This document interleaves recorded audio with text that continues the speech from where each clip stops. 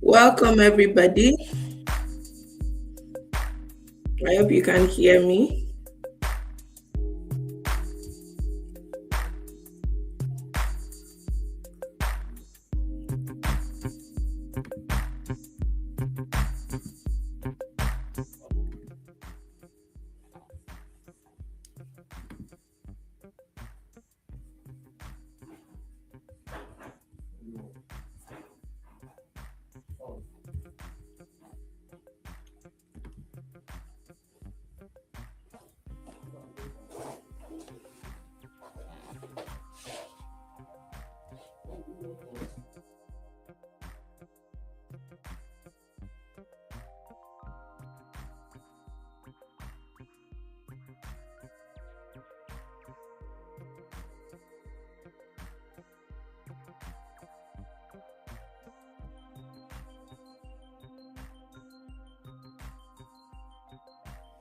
Welcome, everybody. Welcome. If you can hear me, please type in the comment section that you can hear me, just so that I confirm that you can hear me. Please type in the comment section that you can hear me, just so I know that you can hear me. Welcome, welcome, welcome, welcome, y'all. If you can hear me, please type in the comment section that you can hear me. All right.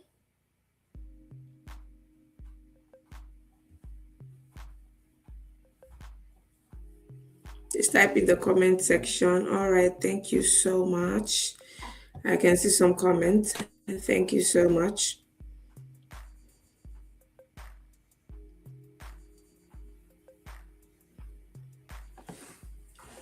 All right. All right. Welcome, welcome, everybody. I see people joining up. I guess some people lost track of time. And in 3 minutes thereabout, we're just going to kick straight up because we have quite a number of things to visit, quite a number of things I have to share with you. And I don't want time to deny us of any part of this,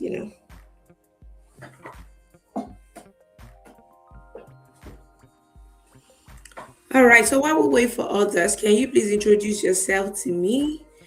Type your name and where you're joining us from and tell me just one expectation that you have of today's meeting. I don't believe anybody should join any meeting that will take time and effort without having an expectation.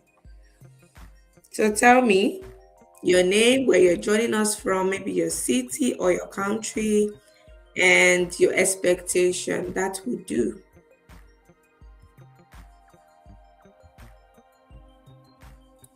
That would do. That would do. That would do.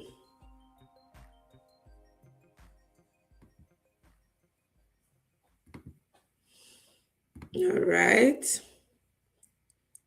Olatunji Ayodeji from Lagos. Thank you for joining us. Can you please tell me your expectations from today's class? Just one expectation, something you look forward to learning.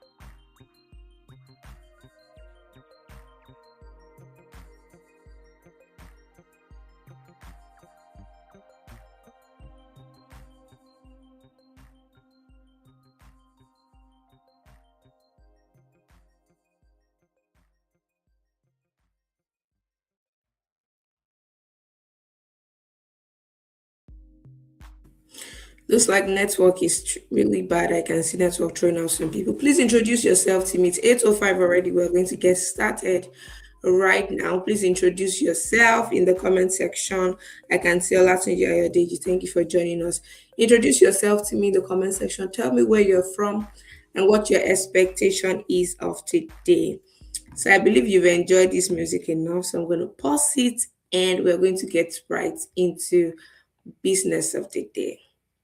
So today I know you are here for, several reasons. But what is most important and unifying is that you are here because you have at least an iota of interest in data analysis. Of course, that is why you're here. If you are not interested at all, then you will not be here. And today's topic or today's, the core of today's webinar is going to be centered around what differentiate people who succeed from those who don't succeed. Why a lot of people go ahead to still learn data analysis, but they still end up not being successful. It's going to be an entire lie if anybody tells you that all you need is just getting the technical skills and then you'll be fine. Things will start falling in place, stuff will start, opportunities will start falling on your laps and all of that. The technical part is an important part of the entire puzzle, but it's not all. If it were to be all, everyone who learns data analysis will be doing absolutely fine today, right?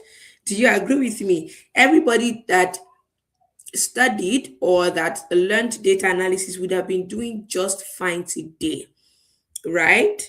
So, but that is not the case for a lot of people. They've learned data analysis, but they are still struggling with one thing or the other.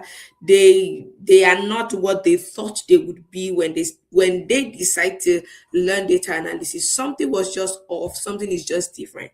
So, what we are looking at today, as you have seen in the flyers that has been shared, please, I still want you to introduce yourself to me.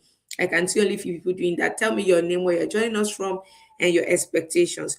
All right. So what we are looking at today, right, is why most people don't succeed as a data analyst and how to know if you've not stepped your feet into data analysis, how to know if it will work for you. If you have stepped your feet into data analysis, how to know if this would actually work for you. Like, oh my God, am I on the right path? What do I need to do? And all of that. And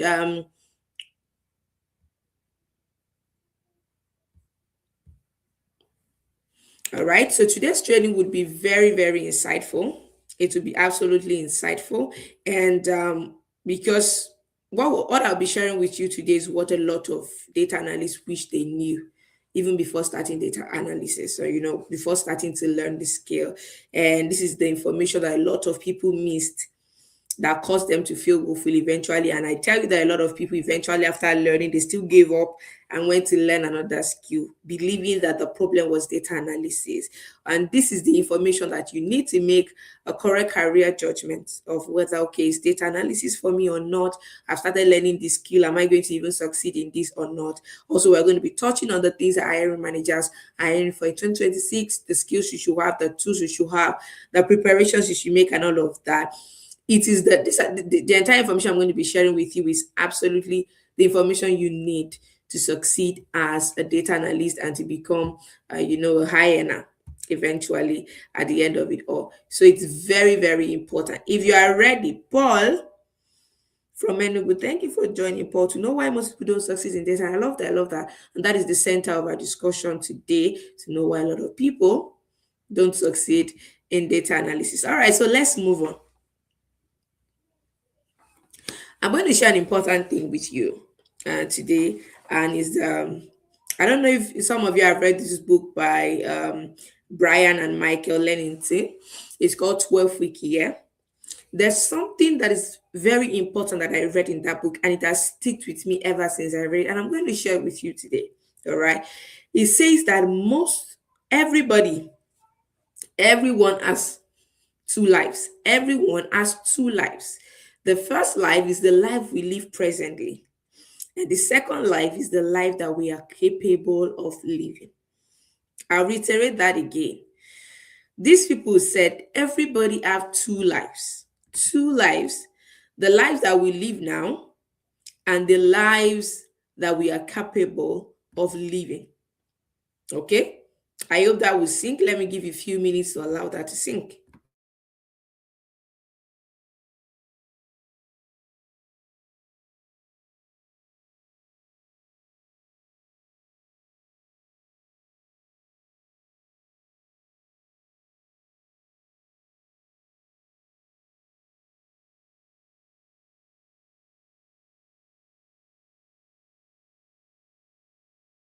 All right, I believe that sunk already. Gideon Moses from Lagos. At the end of this, I hope to be a successful data analyst. So I believe that you're already a data analyst with that comment. All right, I believe so. If you are able to follow us through, so those are important things I want you to hold at the back of your mind today. That you have two lives: the lives you are living now and the life that you are capable of living. And it's a very, very big and giant truth about yourself that you are capable of more than you are doing right now. Every single person, I myself inclusive, I am capable of whatever it is I am doing right now. I don't care if I'm doing more than I'm doing last week or last 2 years, but I'm still capable of doing more. You will get where I'm going. It just means that right now, as you are listening to me, you are capable of earning more. You are capable of living a better life. You are capable of becoming a global personality.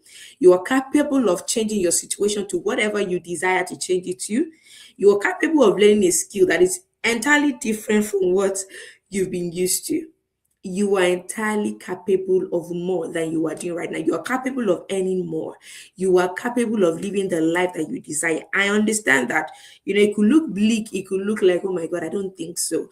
But the truth is, you are capable. And I'm going to share with you a lot of things. And part of that thing I'm going to share with you, you will see, is what distinguishes the people who get success and those who don't get success. You see, I said something. I said you're capable of learning a skill entirely different from what you've been used to, right? A lot of you are scared. Data analysis. I did not read computer science. Or, I read maybe Yoruba language. I read agriculture. I read biology in school. Whatever you learned and you're wanting data analysis. But just to prove that, if anyone had told me that I would be writing code today, I would have laughed it off. And I'm not saying that to sound some kind of way. I mean it. Every single time I've walked into people and I saw them working on their computer and it was code, I have never truly paid attention. I have never asked them, oh my God, what is it? It has never been fascinating to me. Never. It has never been fascinating. I have never liked it. I've always thought it was hard, it was complex, but I do it today. All right. I do because every single time I just told people, oh my God, coding is hard. Even though, some people will say, no, no, it's not hard. I've always believed so strongly that it is hard. And I just couldn't make sense of why, people are writing codes and, it just looked absolutely coarse and complex to me. So I never knew I would think of learning a skill outside what I learned in school. I'm a biochemist. I did biochemistry in BSc. I went ahead to do biochemistry in masters. But today I'm writing codes, right?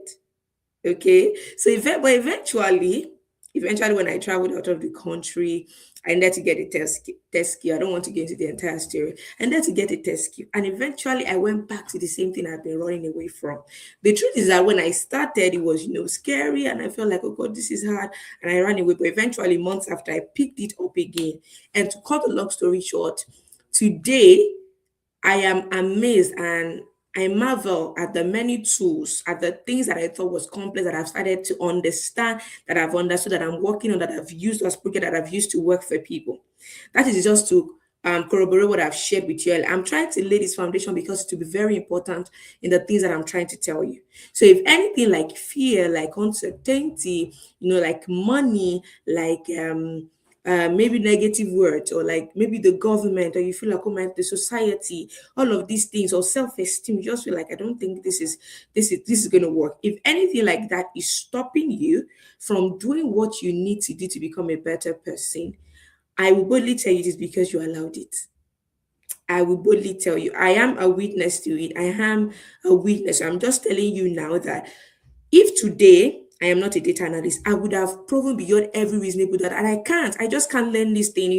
I didn't study. I could have made 1,000 excuses, but today I am, because I didn't allow those things to eventually stop me. All right, and that could be your story in different area of your life. You can start to earn more money. I don't want to start to get into those stories, but because I want to get you somewhere. Are you following me? I want to know if you are following me. Are you following me?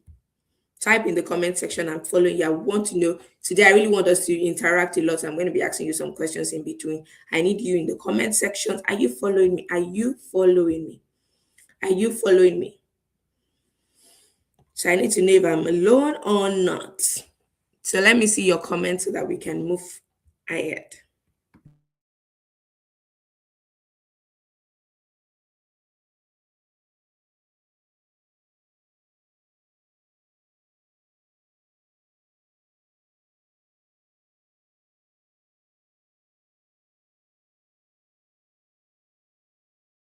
All right, I see someone telling me to write down. Thank you. All right, so I'm going to write down like you said.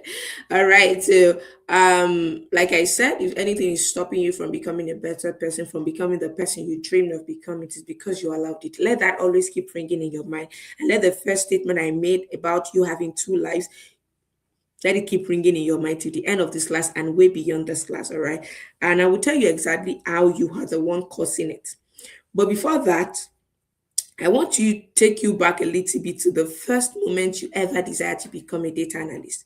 The first moment you ever desired to become a data analyst. Maybe you worked as a 9 to 5, you worked on an unstable job and you wanted more ease, or you wanted more stability, and you heard about data analysis that, oh my God, that skill pays well. Or maybe you were even unemployed and you needed a high paying job and you were making your research, or somebody said it beside you. Or maybe you were earning very token of a stipend and you felt maybe underpaid. And some of you, it was that, oh, you just woke up on most mornings and you just constantly thought, this cannot be my life, there has to be more to my life than this. How long will I still how long will I struggle financially, or how long will I keep managing? When will I become financially free? All of this keep running through your mind. And if you wonder how I know, it's because I have been through all of that. All right, I've had that exact phase in my life too. And in fact, for some people, I think the desire to become a data analyst could be, when you check your phone and you see people in real time online sharing their testimony about how they moved from broke to rich through data analysis, how they started to work in great places and great companies because of data analysis, or how people started relocating and earning more money, or maybe people started recommending it a lot. That could be your experience, right? But there must have be something that brought you into the awareness of data analysis. And I need you to share that with me. Tell me the first thing ever that made you feel like, I think I should learn data analysis, or that piqued your interest to find out about data analysis as a skill. Quickly, quickly. I told you I'm going to ask you questions and we're going to interact. That's how it's going to be fun. I hope my hand is slapping this microphone. I hope it's not giving feedback. You can let me know if it is. So tell me the first reason, your first encounter, the first thing that spurred you, there's no right or wrong answer, okay? There's no right or wrong answer, and there's no reason to feel somehow about your reason. Let's just be, honest, and it's just to take us back to that moment. What was the first reason you wanted to learn data analysis? What was the first thing that exposed your mind to it? Is it that somebody talked about it, or was it that you just got interested, or you were looking for skills and then you saw it on Google? What was the first reason you ever decided to learn data analysis? I'll be expecting you in the comment section. What was the first reason you ever decided to learn data analysis? Tell me, tell me, tell me, tell me. What was the first reason you decided to learn data analysis? Okay. All right, so I see people typing. What's the first reason? What was the first reason? What was the first encounter you had with data analysis? What was the first encounter? Is anybody typing? Paul? I see Paul, Gabriel, Kemi, Sola. To analyze financial data. Great. So the first thing is that you wanted to analyze financial data. Maybe I could assume that you were already in the finance space for you to think about, okay, I think I just want to analyze financial data, or I just love when I hear people analyze financial data. All right. So that could be. So I will expect other people to type even as I move on. All right. So whatever the case may be, eventually you will see that the ultimate desire behind whatever is your reason, the ultimate desire isn't necessarily just only to learn data analysis, even if that was the foundation. All right, most times they're not. Eventually the ultimate goal is to gain financial freedom, right? So that you start, you maybe stop calculating every expense, you have that financial freedom and stability, or maybe to work remotely. A lot of people have been looking for what to work with and these giant tech companies, and you know that these tech skills are one of the ways to get there. For some people it's been to relocate. I have people here relocated based on work. All right, so some people are looking to relocate based on work or to earn in foreign currencies. Some other people is just to feel proud of themselves. All right. So you would see whatever your reason is that your desire to learn data analysis is first for yourself, is first about the quality of your life, is first about improving the quality of your life. And so to become a successful data analyst, your core desire is what you must gaze at every single day. I am building a template and a foundation for you, and I need you to follow me closely. This is not going to be the common things you hear from webinars. All right, people are going to just tell you a one-way road which does not entirely lead to your destination. You have a desire, right? Maybe for financial freedom, you have a desire, you want to earn in foreign currencies, you're looking to work with big giant companies, whatever it is. For you to become a successful data analyst, your core desire is what you must gaze at every day. All right. So while we go on this journey, put that first reason at the back of your mind and stay with me closely, because I'm going to take you somewhere. Becoming a data analyst is not first about technical skills, as you have seen written there. It's not first about technical skills. It's first about choosing the life that you want to live. There has to always be a reason for what you were doing, and the reason has to be substantial enough. All right. So this is where I'm going. I said it the other time that you have two lives to live. All right. Becoming a data analyst is first about choosing the life that you want to live. I want to become this person. I want to work in this kind of place. I want to enter this kind of rooms. I want to become financially liberated. So this takes you to choosing the life you are living now or the life you're capable of living. That is the difference between anybody that gets us. I will break it down into steps, into all of that. But this is the um ultimate backbone between anybody you see successful, either in data analysis, in cybersecurity, in any other thing in life. If you choose the life you are living now, you're going to be complacent. You're going to feel like, oh my God, this thing is too hard. I don't want to go ahead with it. I don't think this will work. That is you choosing the life you are living now. Like, okay, I think I can still manage. I think I'm still okay. You don't have to say that directly to yourself, but immediately you're giving up on things and you're saying, I don't think I want to go this route. You're choosing the life you are living. For you to choose the life you are capable of living, you stretch. That stretching is what separates the successful ones from the failures. Like I said, I'm going to break that all down for you, and I hope you're following me closely. You see, the people who have succeeded in becoming a data analyst and a top recognize one at that. They do these exact things I'm about to tell you today. These exact things. And I'm going to share real stories with you. All right. If you stay close with me. If you cannot do these things I'm about to tell you, it might be high time for you to trade with the desire to become a successful data analyst, or to become financially free, or to go into tech and become successful in there. I'm not talking about people who will scratch the surface, people who will get there and get some menial jobs and just earn small, and then after that, that is all. I'm talking about people that will succeed, that even when technologies are beginning to advance, they're advancing with the technology, companies still want them. These are the kind of this. If this is success for you, then this webinar is for you. But if you can do these things I'm about to tell you, then congratulations. All right, because success is inevitable. Success is inevitable. And I'm saying that because I know that success is predictable. You will see that as we move ahead. All right. I already told you it's going to be a premium training. And I have set the foundation for you, and we're about to get right into it. So let's get into it. The code to success in data analysis is in two phases. The code to success in data analysis is in two phases. The first phase is what I call the system phase, right? All right. And this is not what other institute will tell you. Like, yeah, as you know, I believe, this is INA Academy, right? This is a tech institute, and our goal is to put these life-changing tech careers, tech skills into the lives of as many Africans as possible. But it's not just about the skills. It's so that we can have voices in rooms that matter. And for us to have voices in rooms that matter, it means that, yeah, we must know what we are doing. We must be successful. All right. It means we must have more than just skills. We must know what we are doing. We must have proofs. All right. That is what INA is about. And you can see us putting these webinars together. As much as they're a masterclass, we're giving it out for free, because if you're in our community, we want to give you as much value as possible, even if you are not directly a student yet. And if you become a student, you know that you are in for a good game. So this is not what other institutes would tell you. They would tell you about technical skills alone, which is not the complete ingredient for success. And that is the reason why a lot of people, they will invest money into data analysis bootcamp, but they will still quit along the way. All right. This is why people will even finish data analysis bootcamp. They would post the certificate on their LinkedIn. They would do everything, say, oh my God, I did this, and they will still not land job. This is even why a lot of people cannot replicate the result of those who have truly become successful data analysts. They can see that people are successful, but they cannot replicate it. So that is why I'm telling you, it's not about technical skills alone. And success is not accidental, it's not coincidental, it's not luck. Success is an output of deliberate system that you put in place. You can find that anywhere. In anybody that's successful, success is a byproduct.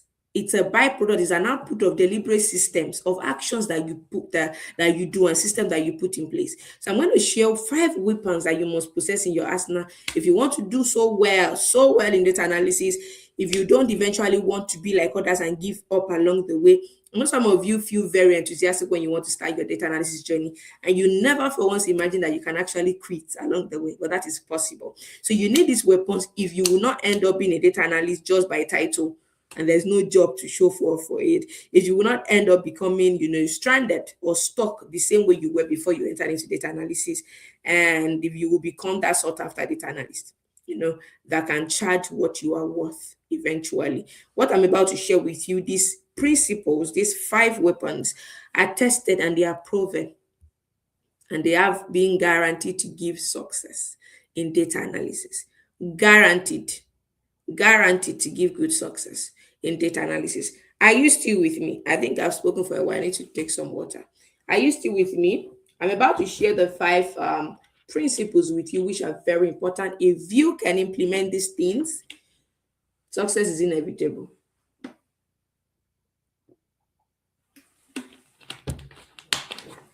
Are you still with me? Do I still have people with me?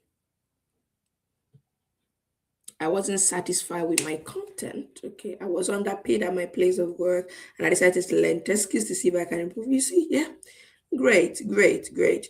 Growing hunger to learn tech can achieve my financial. I love that to analyze financial.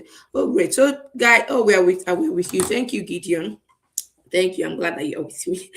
All right. So we are going to get somewhere interesting today. So the first thing It might be funny that, oh my God, in this kind of webinar organized by an academy, I thought they would only tell us about technical skill. Like I told you, that's what most people would do. But because I know this is a path I have walked, I know this is not the only thing that guarantees success. And we're ready to give you every single thing that guarantees success in this line. The first weapon you need in your arsenal is a vision. You need to have a vision. You need to have a vision. And you might be wondering, oh, but that's unrelated. Data analysis and vision. Well, how does that even relate together? I'm going to show you. You know, eagles, yeah? They're one of the top 10 most powerful animals in the world. And if you were thinking about it normally, you wouldn't think of an eagle as being, part of the top most powerful animals. Why are they powerful? Well, we have African elephants, we have all of those animals there. Lions, what are you talking about? Tigers, all these animals that eat other animals, blah, blah, blah. But the reason why they are one of those top most powerful animals in the entire world is because of their vision. If you know anything about eagle, is that they have such sharp vision. They have 4 to 8 times sharper vision than human eyesight, if you know. All right. It's one thing that a vision allows them to do is allow them to spot a prey, what they are going to feed on, over 2 miles away. Over 2 miles away. So immediately they sight that prey, they go right to where it is. They are able to locate, they are able to track it and attack that prey with incredible precision and speed. And for anybody that has vision, that is what it does to them. People with vision, they are not going like this. You see a lot of people, I have been in the online space for over 6 years now. I've been training people for that period of time. I know what I'm talking about when it comes to this. You can be online and learn several things. All right, you learn this, you learn that, you're like, oh, this does not work, and you're jumping here and there. That is not vision, takes that away from you. It allows for precision, it allows for incredible speed. People acquire success in data analysis. Their eyes is single. Right? Their eyes are single. They are not entering. Oh my god, excuse me.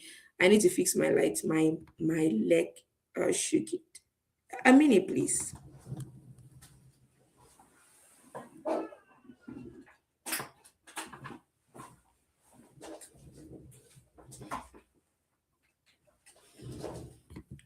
All right, thank you. I fixed it already.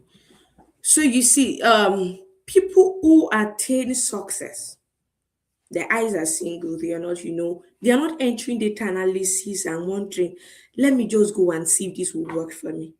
Let me just go and see if it's not too hard, then I will. No, their eyes are single. They are saying it's either I do this or I do this. They have made the research, they've heard about several test skills, cybersecurity, they've heard about AI engineering, they've heard about data science, a lot of other things, but they chose data analysis and they have a vision and they are going to stick with that vision. You see, without a vision, you will never get incredible results. And incredible result is a thing that separates successful people. All right. Everything and anything will sway you. You see, someone said the other time, he said, I saw an advertisement and I went for it. Great. You are going to see a lot more advertisement telling you there's another hot skill in town. In fact, this is the skill, this is the new oil. Yes, people would come up with several other skills. There are several other skills. Even at INA, we offer several test skills. But there's that place of making a choice and saying, I will stick to this, right? Anything and everything will sway you. Once they tell you this thing is making hot money now, you feel like, oh, okay, let data analysis be by this. I need to do this to make money. And you see that point where you take, an eagle does not take his eye of the prey. That is why they get the prey. I don't know if you have ever seen an eagle catch a chick beside you. It's like so rapid, you don't even know when it happens. It's because of that vision. All right. So, without vision, you cannot get results within a short time. And when I say short, I don't mean overnight, but within a shorter time than the person who does not have vision. Without vision, you will give up at the sight of any obstruction. I'm saying all of this because if you think about them enough, it's not even about thinking, and I told you they are already proven and tested. These are the things that work. You need to have a vision, you need to know where you are headed and what you want to do. I've been in that phase. I understand that sometimes when you're really broke, the truth is, I've been saying this, I've been sharing this with as many people I can share it. One thing that happens to you when you're very broke, that is a very, very big detrimental thing, is that you begin to sway left and right. You're doing a lot of things and you will never get any substantial result in anything. And I understand, you need money to feed and all of those things. And so you're just looking for the quickest means, but there is nothing like that. It might give you something little, but to never be substantial. All right. While I understand that it is better to focus on one thing and then just decide, oh, I'm just going to get as hungry as I can get. I know that I can't afford some clothes right now. I'm just going to just stick with this and see to the end, because by the time the result will start to come, it will come in many folds. All right. So without a vision, that's the first thing you must have. Vision is what gives meaning to the life of anybody. Vision is what drives a man to that definite destination that you're going. So you must have your own personal vision. What is the greatest thing you want to achieve in life? That is where it starts from. That is where vision starts from. If your goal is to just become a data analyst, so that you can feed, you just to buy luxurious item just to show your enemy pepper, all these people that did not even believe in me, I'm going to show them pepper. You are at a risk of failure. All right, you are at a risk of failure because that is not going to be substantial enough to carry you through the rigors of the journey you have just started. But it's not too late to change that, of course. So, because without having a vision as to why you want to become a data analyst, it will give you a higher chance of failing along your journey. It is very guaranteed. Very guaranteed. I'm not talking from head knowledge. It is very if you don't have a vision as to why you want to become a data analyst, you can have all the enthusiasm in the world right now. But when the going gets tough, you will just fall along that journey. All right. With a vision, you can become an exceptional data analyst faster and more accurately than someone who does not have vision. And I'll show you how. All right. Let me put more context to you for you, right? Let's just say your vision is to help poor kids in an environment you grew up from. You want to see them being great and successful in life, right? Despite their background. Or maybe let's say someone is physically impaired and the vision is to build an academy for physically impaired people like them to learn high income skills and then become major decision makers. Or let's just say your own vision is to own up to 20 tech businesses eventually in your life across the world. Or let's say your vision is to even become a top executive in one of the top top five global tech companies. Let's say Microsoft, you just want maybe Microsoft, Tesla, you just within those five that is where that is where your goal is. You might not start from there, but that's where your goal is. Or maybe you just want to build one of the leading companies in Africa. Because of this vision, you then decide, where am I going to start from? I'm going to learn data analytics. And then you maybe raise money, invest in it, and begin to work towards your vision.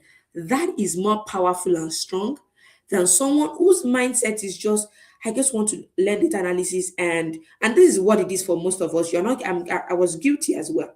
All right, that's the case for most of us. Like, I just want to learn data analysis, and I just want to make more money. But this is the time where you need something to back it up. Now you have started learning data analysis. Now that you're about to step into it, you need that backing. Because in the cycle of growth, there is a point where you are so enthusiastic, and then you are going, there's a point where your optimism dies. It is your vision that will push you across that point, all right? So it has to be powerful. Your vision must be beyond just learning a skill. It must span beyond 6 years, 6 months, 2 years, 10 years.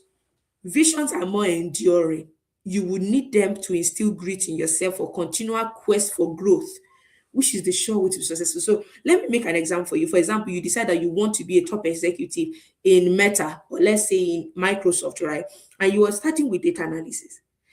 When you are learning data analysis, you will put in more work than someone whose idea is just that they just want to get a job and learn, and let me just learn and just get a job. For you, you know that there is somewhere you are going. And if I want to work in Meta, my head must be working like this, like that. So you are getting more resources even while they are training you in class. That is how first class students behave in school, is it not? They go to library extra time. They are doing more because there's somewhere there is a goal in mind.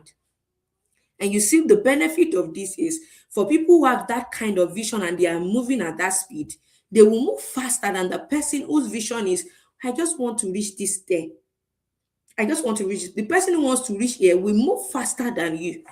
All right. So it is very important that you have a vision. I'm going to give you a few, maybe just 1 minute. I know that's not enough. You're going to have time to think about it. What do I really, really want to become that, in life? What is the highest thing I've ever thought about becoming in life? It is important that you have it. If the idea, start thinking about it now. If the idea of having a vision irritates you or it annoys you, you're feeling like, "Oh, what is it? I don't need you." Then you have a higher chance of not doing well, even as a data analyst. And I'm going to still show you some things to back that up. So let's move on. Are you following me? Are you thinking about that? I should start storing thought in your heart. What is the topmost thing I want to do? Does it challenge me enough? Does this vision challenge me? Can it push me on the days when I feel tired? I don't want to go ahead anymore. Can it push me? Can it push me? Can it push me? Or on the days I'm tired and I don't want to do anything anymore. Or I start thinking about them. Start putting them in your note. If you don't that is strong enough, start planning to have one. All right. The second weapon is a build up of that. If you have a great vision, it's great. A lot of people have visions and dreams. Oh my God, very lofty, big dreams. But how do you birth it? How do you bring the dream or the vision or whatever it is to life? You need a plan, and it will not happen in one day, right? So, but part of the process must happen every day. Messi. Most of you are not football fans, but Messi. He did not become a great player the day he first got his gold medal. He did not become the great player everybody's worshiping, or is the GOAT, whatever, whatever, or Ronaldo, as your favorite might be. He became great. Messi, whosoever, became great the day he did what he needed to do to become great. The day he decided to train for extra time. The day he avoided sugar, avoided carbs just to be fit.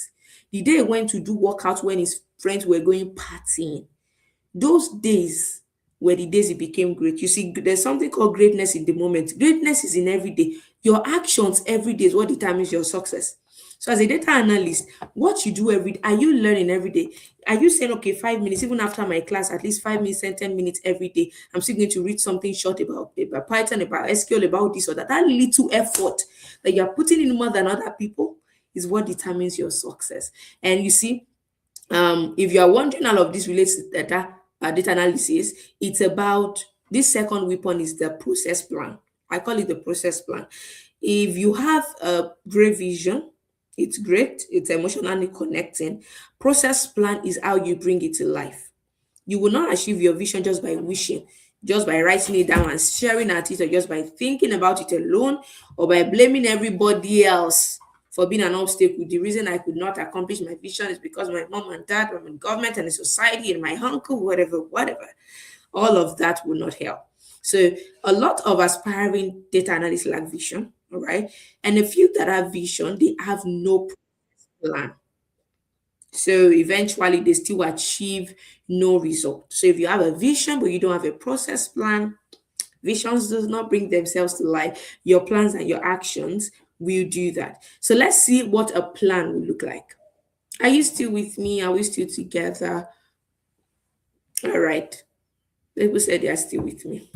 I'm glad. So here's what a process plan will look like. For example, if the vision is you want to become a top executive in one of the top 5 global tech companies, let's just say Meta. This one Meta is coming to my mind, or Microsoft, let's say that. All right. So the first thing could be I will learn and master data analysis. I want to become a top tech executive, right? Oh, so I'm going to choose a tech skill. I've chosen data analysis. So I want to learn and master data analysis. And the next step for me is that I want to get internship or a volunteer or entry role into any, data analysis job. And then I will get a job as a data analyst in a tech company.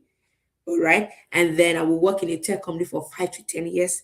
And then I would move into being promoted into a top executive. All right. That is a process. It's a plan.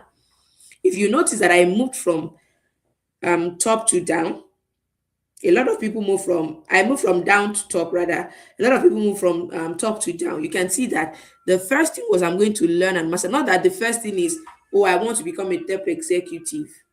All right. Some people start asking themselves, once they write their vision, they start asking themselves, how on earth am I going to achieve this? Are you telling me I'm presently in Nigeria? You're telling me I'm going to work with Microsoft. How on earth? That is not the right question to ask. All right. The right question is, what steps do I need to take to get to my destination? That simplifies it, and it breaks that shackle of your brain. Your brain would always spiral you into fear because it's a step you have never taken before.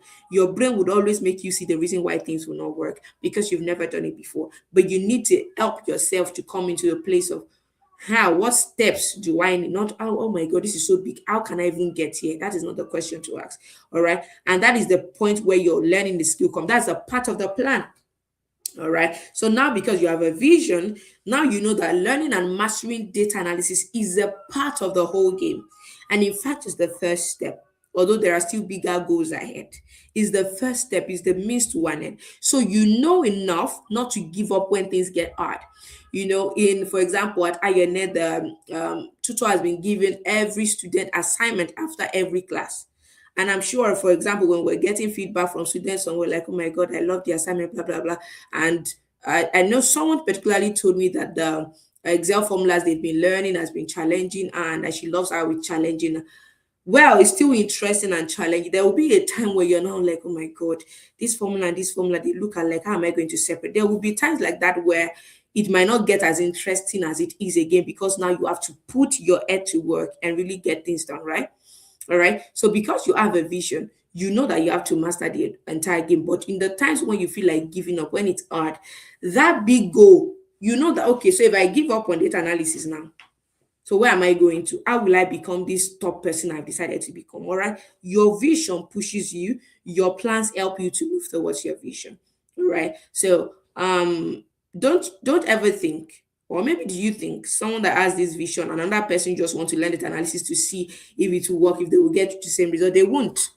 They will not get result. Why some people feel like, oh my God, ahead there's another skill, and the way people talk about that skill, I think the skill is easier. I will just go for that one. The one with vision knows that I really need to build grit and commitment, because if I don't, there's no way I'm even going to get to the top. If I'm going to become a top decision maker, I'm not someone that was going to give up easily. So they will start building every single soft skill they need to build along the way. All right. And this happened even in university. You just see that some people you finish university together. Before you know it, they've traveled outside of the country and you're wondering, what happened? How did they do it? A lot of them, when you were in school, when you were still in 200, 300 level, they knew that they wanted to do their masters outside of the country. So they are start to put that in their mind. They studied because of that. They started applying for opportunities. They started to visit school sites abroad, and they knew the requirement they had, and they started to prepare for it. So when you graduated, you just thought both of you graduated together. They had a vision already. They had a goal that was higher than, let me just go through school and graduate and get certificate. So because of that, opportunities find them quicker, right? So this is it. Success is not a mistake, it is an intention. As a matter of fact, I say this all the time, success is predictable, very predictable. So are you learning anything, guys? Are you learning anything? Tell me, are you getting value so far? We're still moving through some things. Are you learning anything? If you've learned anything, just put it one line. Put it if you've learned anything. Let me just know I'm not alone. It's tiring to be speaking alone sometimes, but feeling like you're with me helps.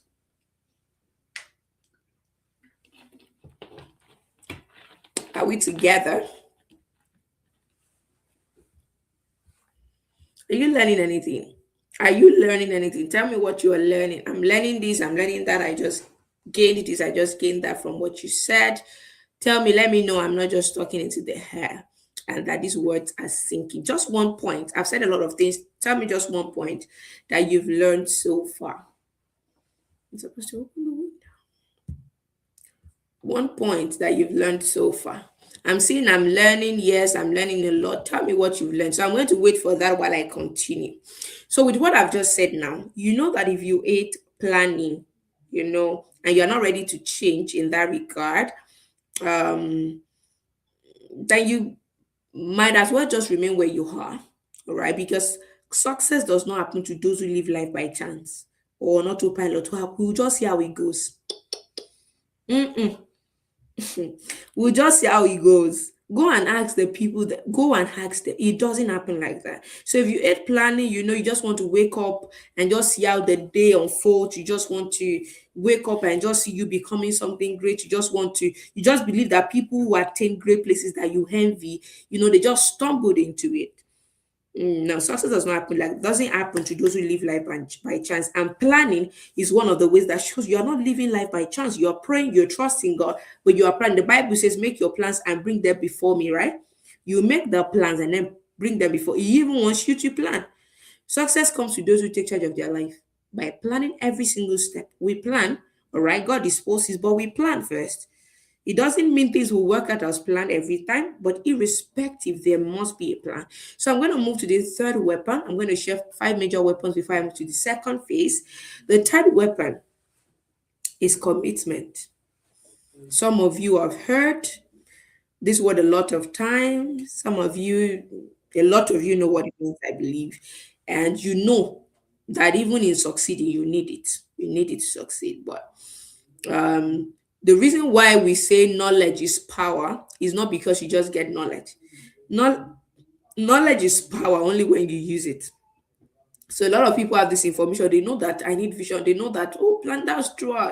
As she's saying it, I believe it's true, but they don't do it. They don't put it to action. All right. So knowledge only becomes this knowledge you are getting only becomes power to you when you use it. All right.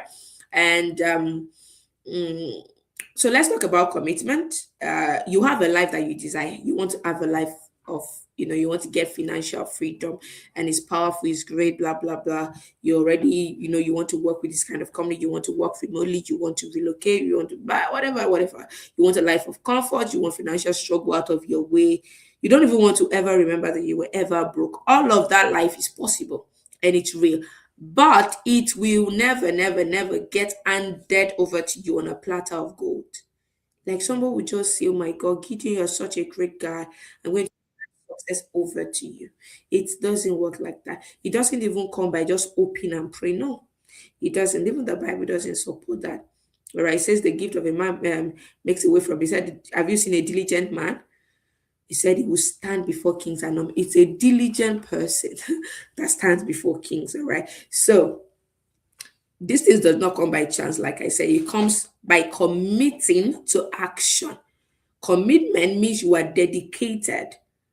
All right, it's a steadfast promise, or let's say an obligation that you have to a person, an obligation that you have towards a goal, towards a vision, towards an action that requires you to continually put in effort despite challenges. That's what a commitment is. So you have a commitment. Oh, I already have a vision. Great. Now I have the process plan in place. If you have no commitment to ensuring that plan, that you take each action that will bring that plan to bear, you are not going to see the vision come to life. It's one thing to have a vision and a plan, but it takes commitment to bring it to bear, to bring it to life. I have been a victim of not having commitment. Oh my God. I was great at ideating. You see all these writing visions. In fact, I will write and write. Okay, the one I write yesterday will be different from the one I write today because the idea is just I'm very good at it, and it's a strength, right? I'm very good at the planning part. You see, committing to execution, it was a major problem for me. Once I felt the thing was hard, I ran away, and that thing kept me stuck for so long in my life. Once I felt something, I would ditch it. Oh my God, that means maybe I'm not so, because people are really doing well. So if I'm not doing well in it, I'm not doing well in it, then I will ditch it. My energy will be so high. Maybe there are people like that here. My energy will be so high at first, but midway, my energy goes down, and I just take the cue to give up on that stuff. This thing wasted my time innumerable, and it wasted my life because time is life. I can say that categorically. Um, it was a plague, I would say. It was a plague, and it caused me to remain stuck and in the same circle for over 6 years. I'm not joking. I learned several things. Don't let me go into that, but I kept going in that circle for years until people came after me in one thing. They left me in the same position. They started earning more than me and achieving many success. The only reason it was that they sticked with it and they did what they had to do. But I'm glad I eventually escaped that trap, all right, because of the things I will share with you today. I eventually explained that. So, even your plan, the first step is okay for me to get to this vision. The first step I need to do is learn data analysis. Then you should ask yourself, what is the best way I can learn and master data analysis? So, if your answer is okay, go ahead and learn from those who have gone ahead of you, maybe through a 5 month, a 6 month structured learning environment like we do in our academy here, where you can have tutors hold you by the hand. They can give you assignment, and then you present in our classes. You present the assignment to the tutor. It's not that they give you assignment and then you go and ramble over it. You're not even sure if you. No, no, no. You bring it to class. You attended to individually. All right. You still do hands-on projects, you learn exact skills that hiring managers are requesting for. So if you've answered the question and this is your answer, that you have to let me learn from people who cannot be by the end just for faster, processes, so that I can have all the necessary skills required. Now that you know that that is how the plan can be fulfilled, you must commit to it. But how do you commit? How do you commit? There are two ways that you can commit. The first, to commit to your investment. You cannot say that you believe something, or that you truly, truly want something, and you cannot invest into it. Because a lot of people, they lack vision, so they believe that things are expensive. This is something that did not affect me early on in my life because I've been reading books. So once I see anything of value, I am glad that I don't think it's if I cannot afford it, I never think it's expensive, because I believe it's a thing of, and that mindset, oh my God, it helped me. It helped me break through quicker in certain things. It helped me a lot. So, but some people, they claim they have a vision, they are going somewhere, but immediately they see something, oh my God, it's too expensive. Why are they charging that? And then they move on. And then they move on, they never take opportunities. All right. So some people just want to suit themselves and they say, I can't afford it. All right. I will tell you one secret that I learned early. I think I learned this as far back as 2018 or 2019. It's in the book, Robert Kiyosaki. I think it's Rich Dad Poor Dad, if I am correct. He said something profound in that book. He said, when you say, I can't afford it, your brain closes up. Your brain will close up to finding opportunities. Your brain will no longer think about opportunity. And when you say, how can I get this? How can I afford this? How can I purchase this thing, maybe something of value, your brain start to work to find ideas on how you can. And I literally thought it was just a thing. Then one day, which this particular thing is what made me break into the world of tech in the first place. All right, I attended this program, and then is it I attended, I saw an opportunity, and the investment was way out of my league. It was way out of my league. But then I remembered this stuff that this man said, and I started to think. I sat down in my room that time, and I started to think, how can I afford this money? The first response I should have had is, I can't afford, because of a truth. I can't afford 10% of the money, and I'm not joking. I cannot afford 10%. So the first response I should have given is, I can't. Then I started to think, this man says these things. Was I started to think, how can I afford it? And then I thought about it for maybe 2 days thereabout. And then I just broke into an idea that I would not have thought about if I had told myself I cannot afford it. And so, long story short, is that let's just assume it was $100 that I needed, and I couldn't even boast of $2, whatever, whatever. It worked. I don't want to tell you how, blah, blah, blah, but it worked. And I got the money and I invested it, and I took the training, which was a major thing. And then years after, my sister was in the same position, and I told her to try the same thing, and it worked again. So I've been telling people that I've met part with, that have said things like that they should do it. If you truly there has to be that very first desire, that I have a vision, I have a plan, and I want to get it. The first point of commitment is through you must commit through investing into what can help you get to your destination. If you are someone that always push back, oh my God, I can't, you will never be able to move far. All right. So another thing for someone is, with a big vision of getting to the top, there is a possibility of you earning $300,000 per year if you really stay on track. If you get to start working with major companies, you can really earn that. So now, why should you think spending $20,000 or more in knowledge is a waste? You just know that you're not ready to go anywhere if you think it's a waste or it's too much. Because eventually you have to look. If that's why, if you lack vision, you will just look at now. Oh my God, I can't afford it. I need to eat. I need to buy this. And that's all you will think. But for somebody that is thinking of a big vision, that I can start actually earning $500,000 per year, they will never think of something of $20,000 or $50,000, something too big, because now, in comparison, it is not big. The second point of commitment will be through your action, which is the biggest point of commitment. A lot of people commit money. I have seen people commit money, but they still don't commit action.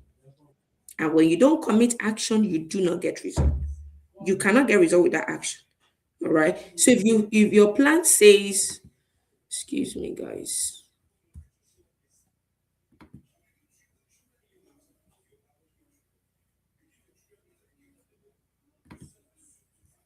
Sorry, excuse me.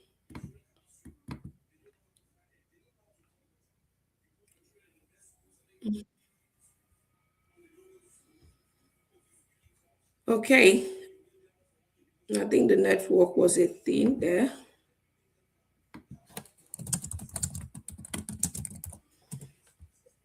Okay. All right, so let's move on. I think that's fixed.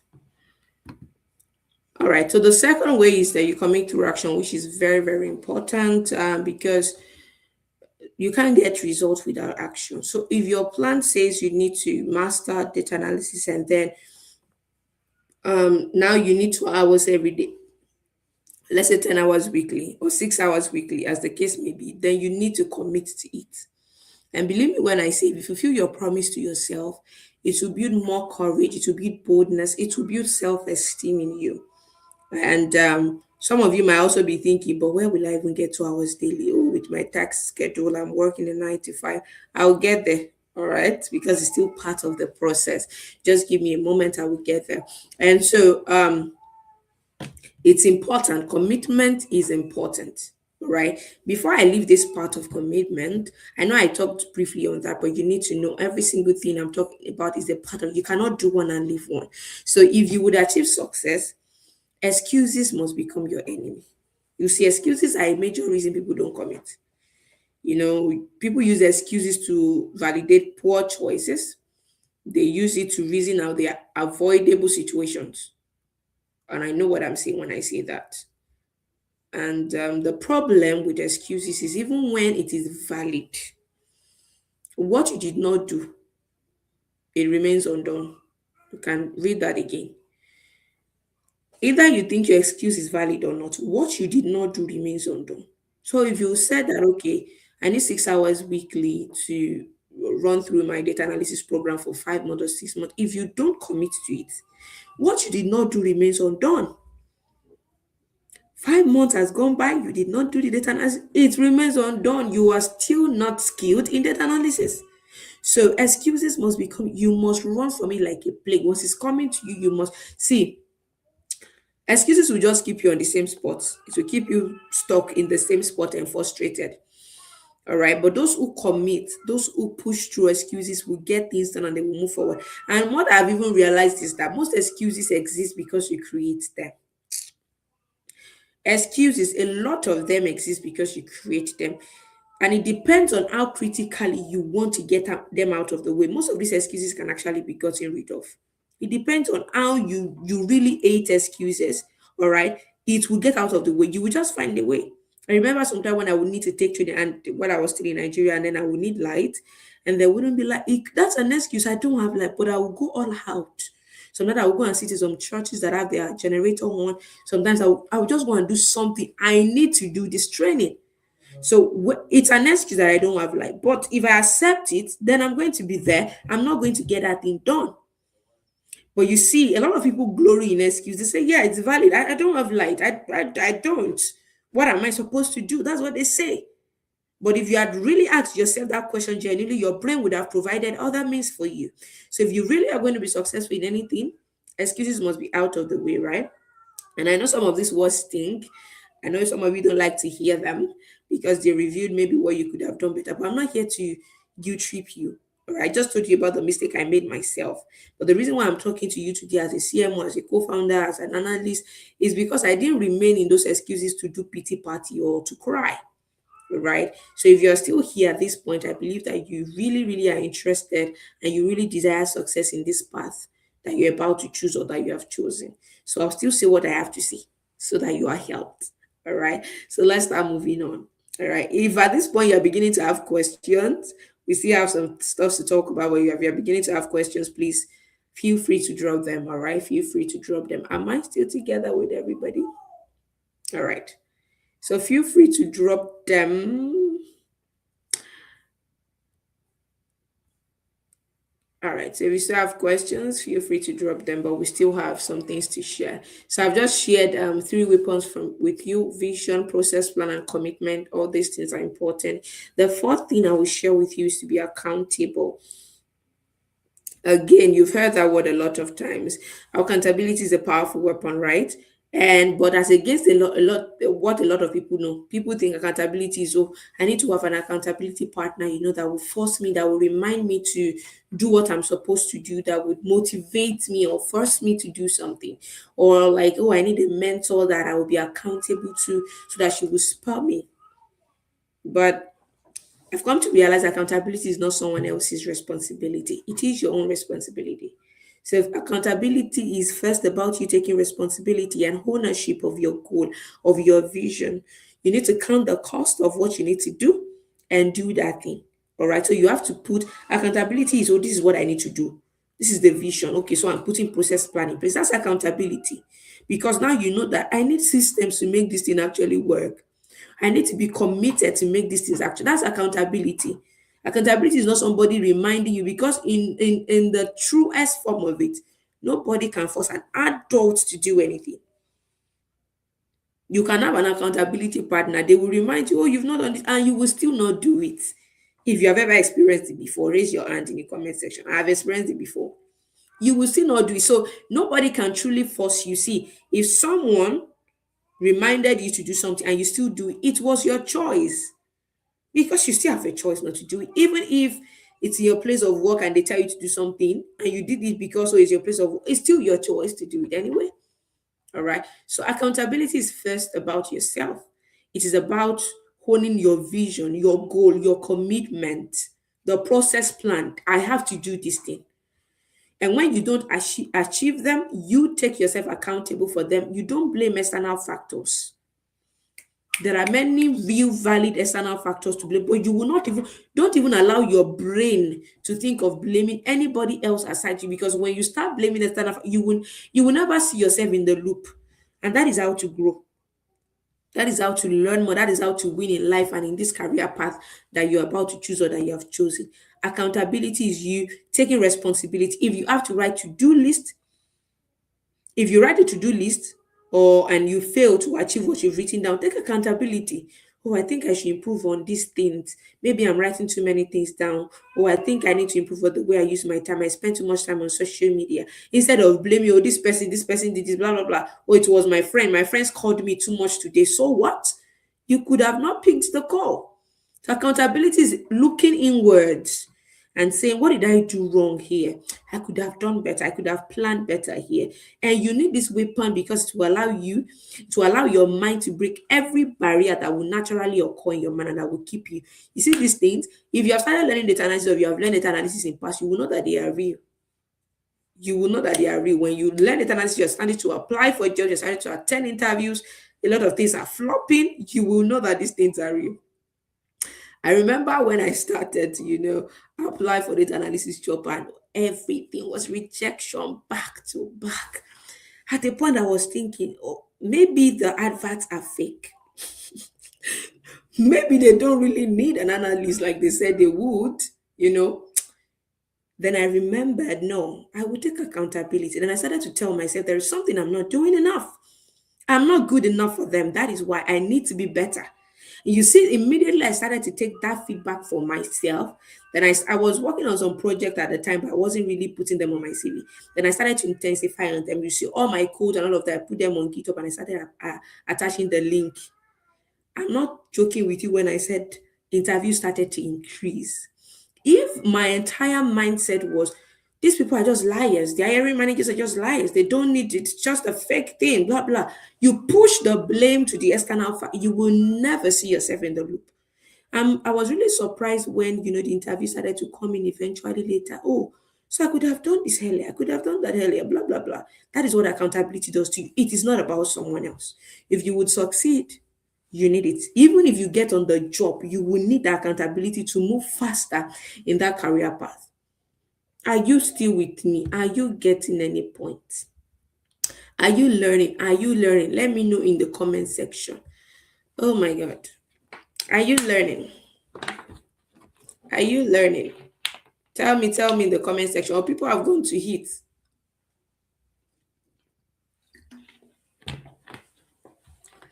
Maybe people have gone to it and they left me here. That's not fair. Let me see you in the comment section. Let me see you in the comment section. Let me see you. Are you learning? Are you with me?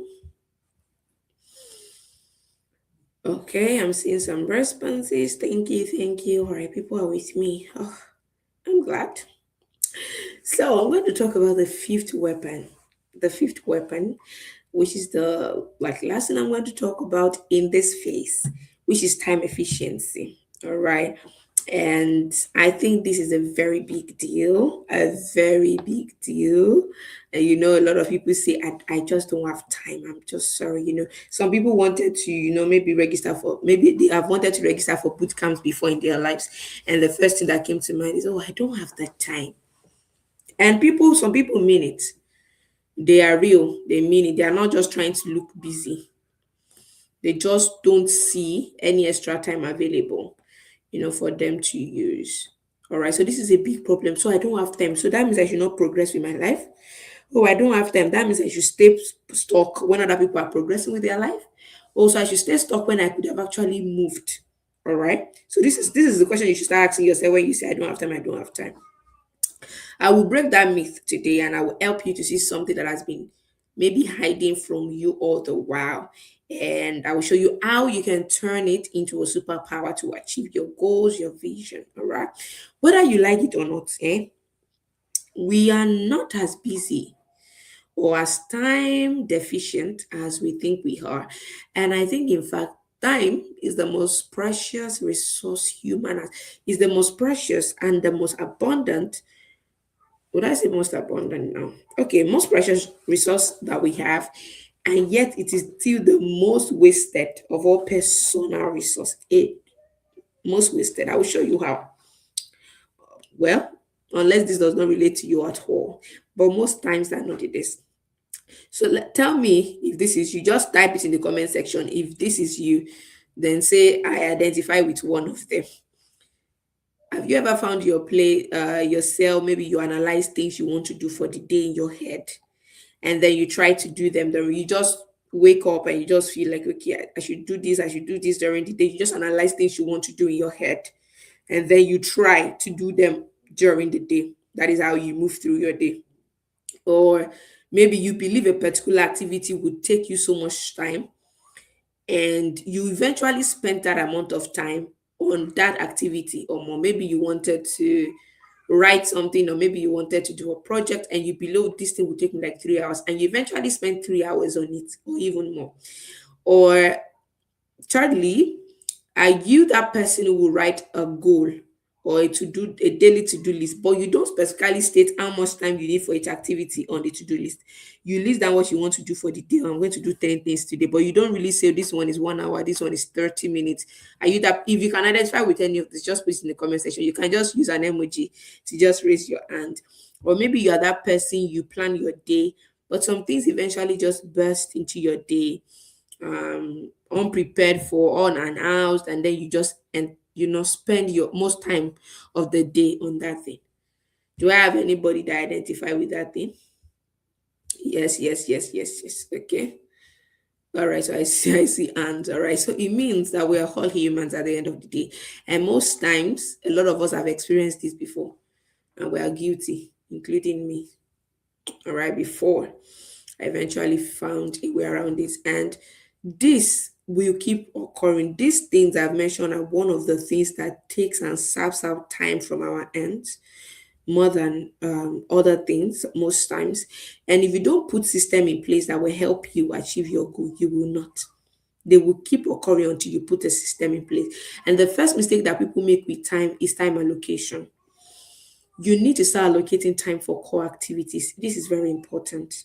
Now we have established that you have a major goal or you have a vision. The goal is the first step is to learn data analysis for the next 5 months. That it's a core goal, right? Allocating time. Now the question is, how much time do I need to invest in it weekly to get to my goal within this period, this 5 month period? Say, for example, at INA, I student have classes 3 times weekly and 3 hours each. All right, maybe that would be 9 hours. Some people would then plan that they need only 9 hours weekly. Whereas if you are being holistic, because you have not factored in the time for assignment, they gave you assignment. 9 hours is for the study period, and for assignment, extra studies, or maybe going over the teaching period before. This eventually would collapse whatever, even if you plan 9 hours, it would eventually affect you. And then it will make you feel overwhelmed during the day. Because now you are subconsciously spending more time than you even budgeted that you will spend. But being holistic about the time that you will need on it. So, for example, after taking into account the assignment, the extra studies, and all of that, maybe it's now 13 hours weekly. And you have 168 hours weekly, of course. That's what you have in a week. So you still have 155 hours at your disposal. If you see it that way, it will put strength in your arms. All right, so time allocation is important. Time, and I'm going. The next thing I'm going to say is what is very very important for. I know there are people that have 9 to 5 job and all of that, and I'm still going to talk about all of that. The second mistake with time efficiency is overcrowded goals. Too many people don't understand the power of seasons. Like I wrote here, too many people don't understand the power of seasons. What do I mean by that? Some at some period of your life, some things needs to be paused, some things needs to go. For example, there was a time I create content, but there was a time I wanted to achieve a goal and I needed, is it 3 to 4 months to do it?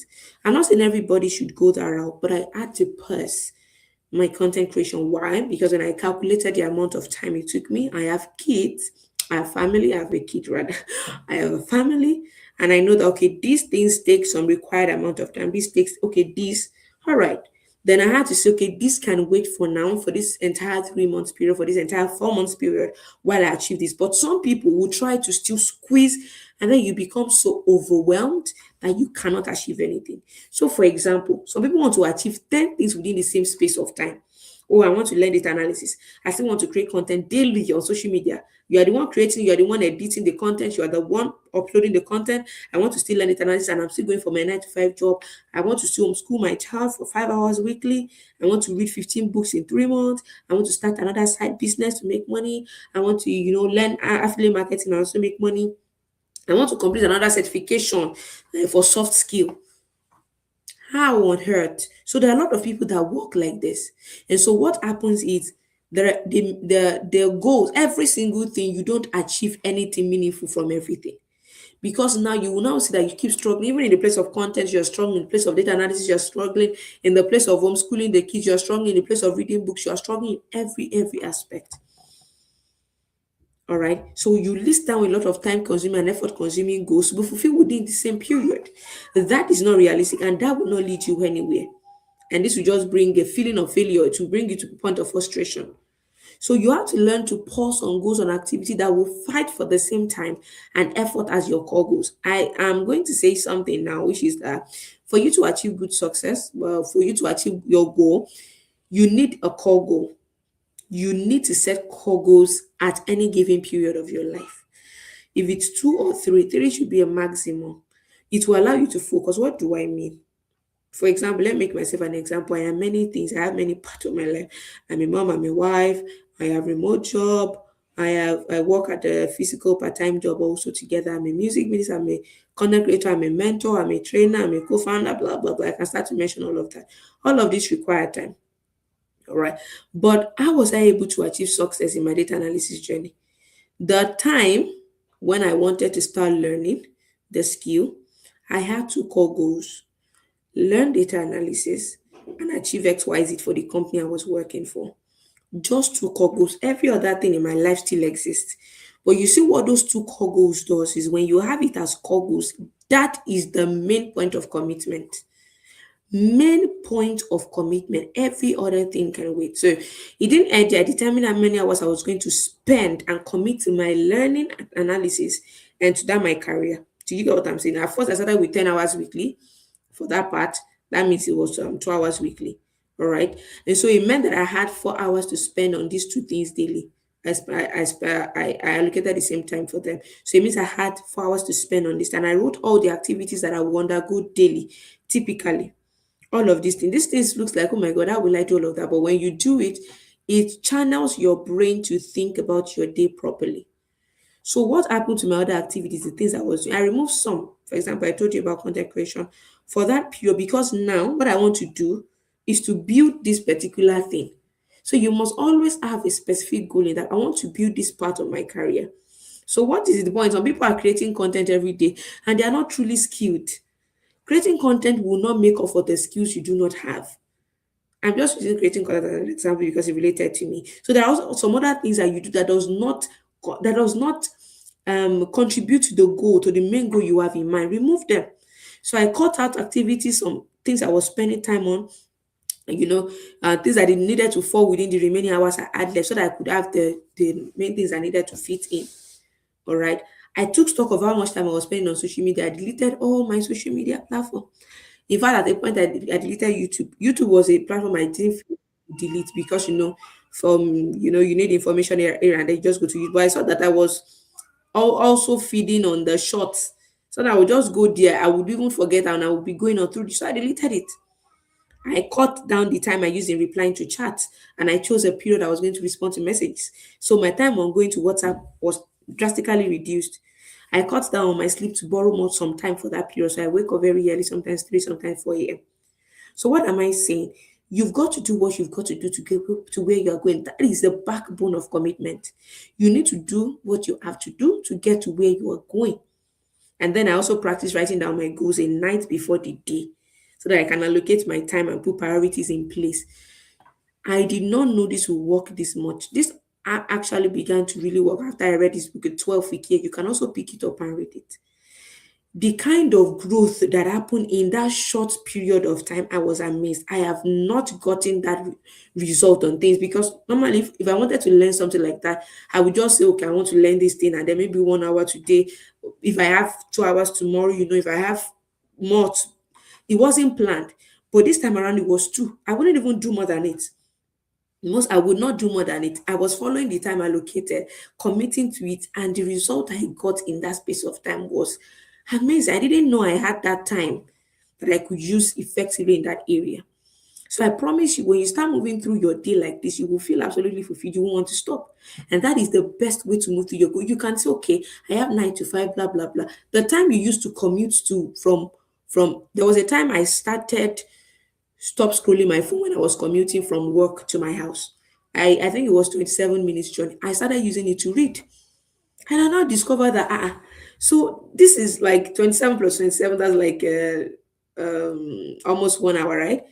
So I had 1 hour extra that I can also actually, so sometimes it's because you're not thinking outside of the box, it's because you are embracing some excuses. Oh, I don't have time.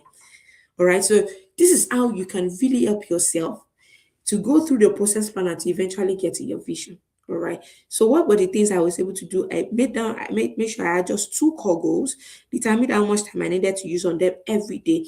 I cut down on time gopping activity, places I did not necessarily have to, course that I didn't have to pick. It will look, oh my God, I'm sure it's for a period of time. You'll be fine. And you eventually discover some things are not even as necessary. All right. I reduced my sleep time. I practiced writing before, and I also graded my performance weekly. That's by the way. So when you lack time efficiency, you start to make more excuses to make you feel like, oh, didn't fail. It was not my fault.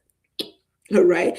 But the difference eventually between the person who didn't take action and the person who took that simple 1 hour action to 2 hours action every day, by the time the results start coming, it will be so far apart. And no matter how valid your excuses are, you will remain in the same point. All right. So this is very, very important. Imagine if I made excuses. All right. Where would I be in the part of data analysis? Would I have landed a job? Would I have gotten opportunities? Would I have earned through it? And all of those questions are the questions you should ask yourself. All right. So these are very, very important things. Very, very important. Before I leave this phase, okay, I'm going to try to rush through. I'm going to tell you the story of a guy, which is very, very important. You can go and search him out online. He's online. But I thought I was going to tell you guys it would round up my entire preaching and sermon to you in this phase. All right. This is a guy. He's from Ibadan, according to him, and he studied physiology. That's in the field of medicine, all of that. And then he transitioned into data analysis and eventually worked for Chelsea FC. Chelsea, yeah, the football club in London. And that highlight is very beautiful. My God. Oh, wow. Really? It could be me and all of that. But let me tell you the process very briefly. I came across this interview and I thought I was going to share with you. His name is Victory, right? He was a physiology student, blah, blah, blah. So, see, the first step he said, I would just briefly go through that, and then you will see everything, the elements I've shared with you inside of this story. Are you still with me? Okay, so it looks like you're still with me. All right. So you're still with me. So the first thing is he heard about tech in school. I think when it was still in 300 level, when they would just bring externals, maybe people that have graduated from school to come back and speak to students that are still there. He just heard a little about, not a big deal. And then he graduated from school in physiology and then went for masters in neuroscience in UI, if I remember clearly. He went for neuroscience. So you can see that I was following the path. I mean, just like I did for masters in biochemistry. But then along the line, I think he mentioned that he saw on somebody's status, somebody just posted something about data science, blah, blah, blah. And he just asked the person, what is this about? And the person said, I don't really know, but I know that it involves a lot of maths. And then it just felt like, okay, since I didn't even really have much to do with math in school, maybe this could be an opportunity. But he said that he paid, he didn't even have the money to pay for it at that time, but he said he sought for it. Maybe he had to beg his dad. His dad did not even want to give to him because his dad was very rigid about he wanting him to go for medicine. His dad really wanted him to go for medicine. But then when he took the course, he didn't understand anything because you're supposed to even be a data analyst before. I mean, it's better to be a data analyst before you even try to go into data science most times, especially with that background that he had. All right. So he said everything was just bleak and blank. But then, while it was still his master's, then COVID-19 happened. All right. And then he just decided that he was going to learn this skill. Right. He made more research about it and saw that, okay, this skill, blah, blah, blah, blah, blah, blah. And then one funny thing is that this guy buried his head for 4 months. It was at home, it was COVID, and spent 18 hours daily, 18 hours every day to learn data analysis, to learn SQL, to learn Excel, to learn all these things. He bought paid courses, a lot of them. He used some of the free resources he had. He found people on Twitter, people that have been doing it. He talked with them, he blah, blah, blah. You can go and find the story yourself and listen to it. Then you can hear it in full. But he spent 18 hours daily, 4 months, right?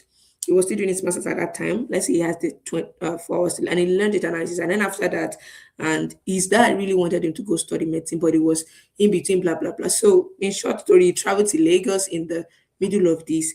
And then because he had only 2 months before he could make the decision of going for medicine, he decided I was going to try to use those 2 months to apply for jobs because now he has learned data analysis 4 months for 18 hours daily. All right. And then he said he applied to jobs. Every single job. He said he exhausted all the jobs in Nigeria, started to apply to jobs outside of the country. He applied to jobs from 9 to 6 p.m. every day for 2 months. Okay. And then, long story cut short, he landed his first job. After how many jobs he has applied to, I can't even mention. And then he started to do his first job, blah, blah, blah. Fast forward to him, then he applied for data science masters in UK. He applied to a lot and then eventually got admission. And then when he got to London, he started to do a lot of things also in school, do a lot of learning, blah blah blah. Eventually started to get offers from some of this company, and then I think a recruiter reached out to him from Chelsea, and then he did an interview. He didn't even know if he was going to get it, and then he landed a job in Chelsea, and he has worked for many other big tech companies. In this story, as short as it might be, if you want to look for the interview, it's on YouTube. You can, I just mentioned his name, so you can use that to look for the interview. In this short story that I've just told you, you can see that this person and the person who learned data analysis, that let me just get by, who sits 18 hours, there has to just be a drive. That drive comes through a vision. You will hear more in this thing of the kind of mindset he had, the kind of person who would always want to be the best in anything. There has to be a vision that propels you. Who applies for job 9 to 6 p.m.? I have not done that. I've never even done that. Applies to minimum of 10 jobs per day. He does not care if he gets rejection letter, if he gets this.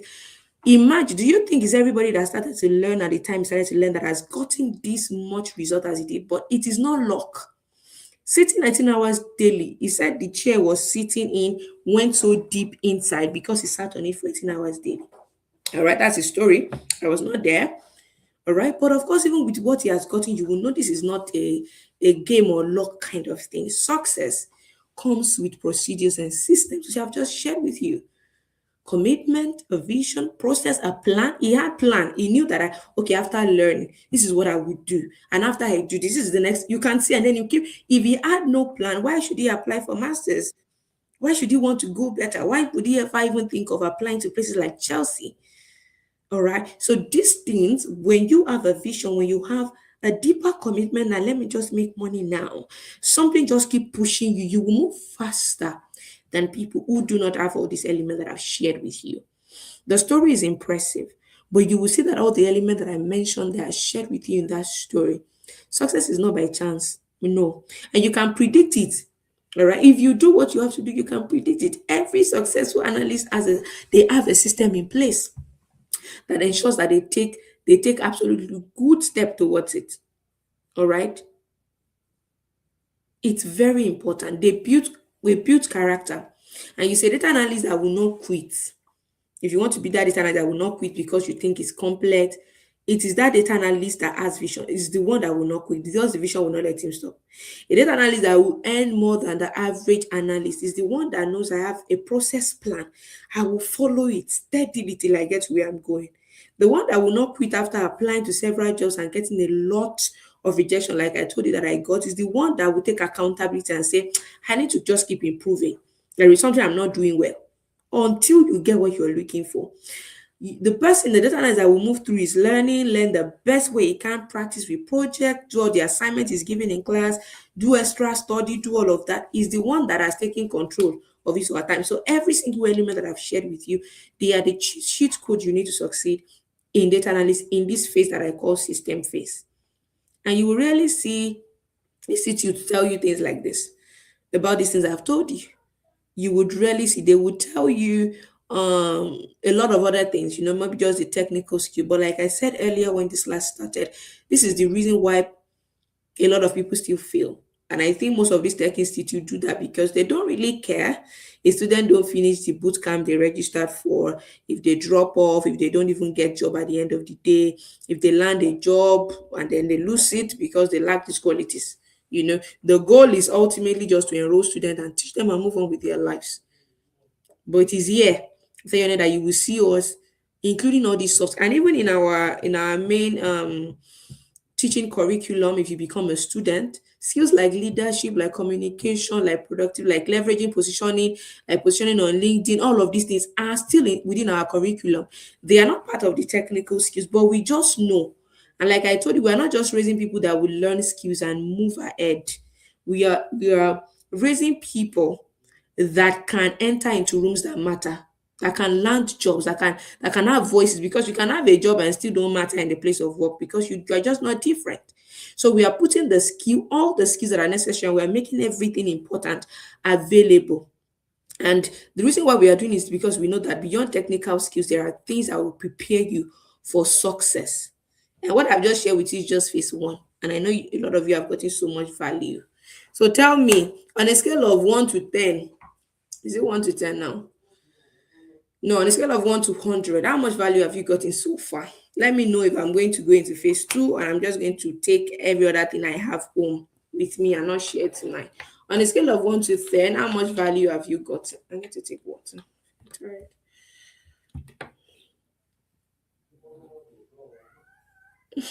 Gideon says, I'm feeling you.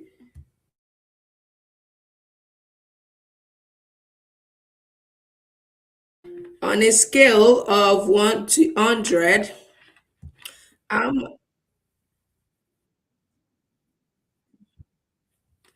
how much value have you got? 80%. That's not bad. 80%. Okay. So I'm waiting for other feedback. I have proven to you beyond a reasonable doubt. All you need is not just technical knowledge. I am going to go into the next phase now, which is as important. You see, when it comes to puzzles, you can't just say, oh, yeah, at least I fulfilled some part of it, then the others no. Everything comes together to work together. And the second phase that determines your success is your technical know-how phase, right? This is, like I said, this is what some academy will tell you alone. All right. So, but the technical know-how phase is important as the first phase that I showed you. But one cannot do without another. All right. You can't say, oh, you have the vision and then you don't know the technical know-how phase. So in this phase, you need to know what you need to become employable in 2026 as a data analyst. All right. What do you need to become employable in 2026 as a data analyst? All right. And in case you don't know these things I'm going to tell you, you see, if you're looking to outsmart others and land a data analyst in, sorry, excuse me, just a minute.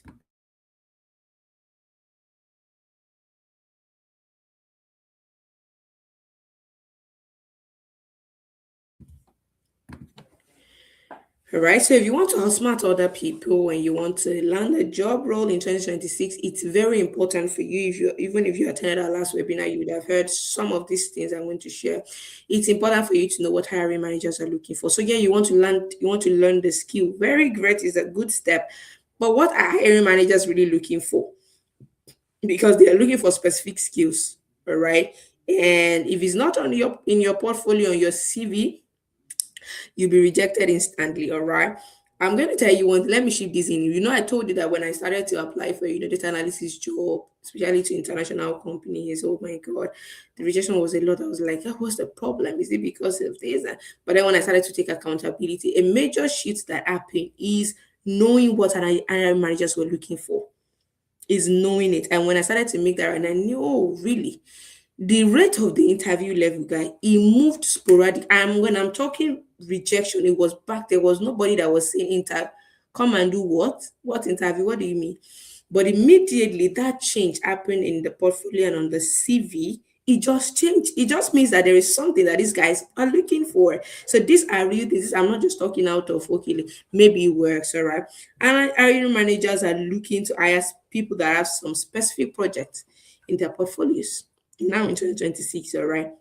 And so if your goal is to, transform your finances, you want to land a good job, you want to work in certain companies, then you should know what these companies that want to hire you are looking for. And that single information, right, is what is keeping a lot of people, or is what a lot of people, almost 85% of data analysts lack, and it will cost them a job. But if you know it, it will give you 10 times more chance to land interviews and to even get jobs. All right. So first, let's see the skills that companies are hiring for in 2026. We are going to check when I say this like this, I want to show you the facts. All right. We all know that if anybody is looking for um, a data analyst, they are looking for a lot of common skills like SQL, like code editors. Depending on the editors you use, the shall like VS Code. They are looking for your proficiency in some MS Word, MS Office. Of course, Excel is a major one. But of course, you need PowerPoint for presentation of your reports and all of that and all of these things. You need some Python or R. They request for this Power BI or Tableau, depending for visualization. You need some cloud-based platform. Communication skills is important, your stakeholder management capacity, your being curious, your analytical thinking, and all of that and all of that.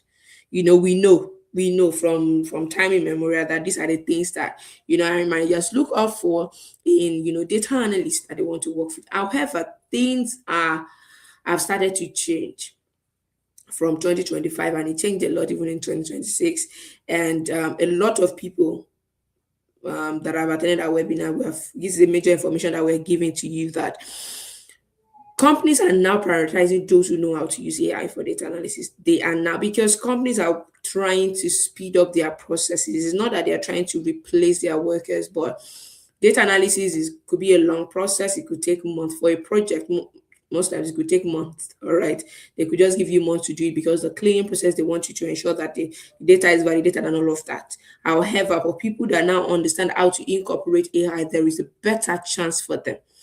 And how true is that? How true is that? I'm going to try to share my screen with you and show you just some present job roles. I think this is as present as maybe yesterday. Let me share my screen with you. I believe you'll be able to see it.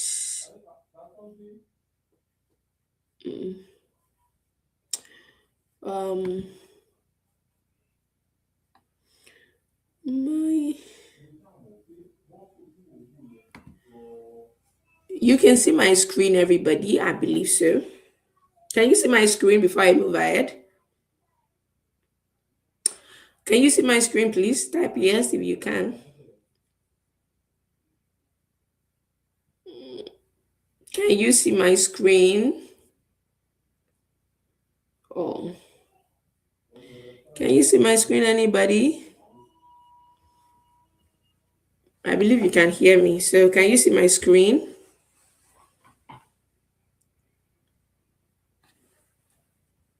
Okay, maybe the network was delaying your responses. So, I want to show you some jobs that like I presently searched for, that are presently on for applications right now, and things that these people are putting. That's how to know what hiring managers are looking for, right? What are they putting on their job description?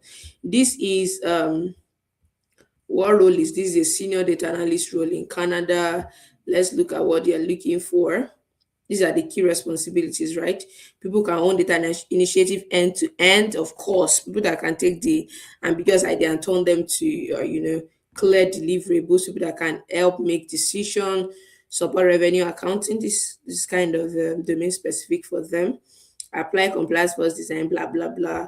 You can see leverage AI and next gen analytics. So you can see that. And next cutting edge AI technologies like Claude, like Cursor, Python, ML libraries, Copilot, blah blah blah, to imagine our financial data. So this is most financial related, but you can see, right? Leverage AI is part of it, and this is still open.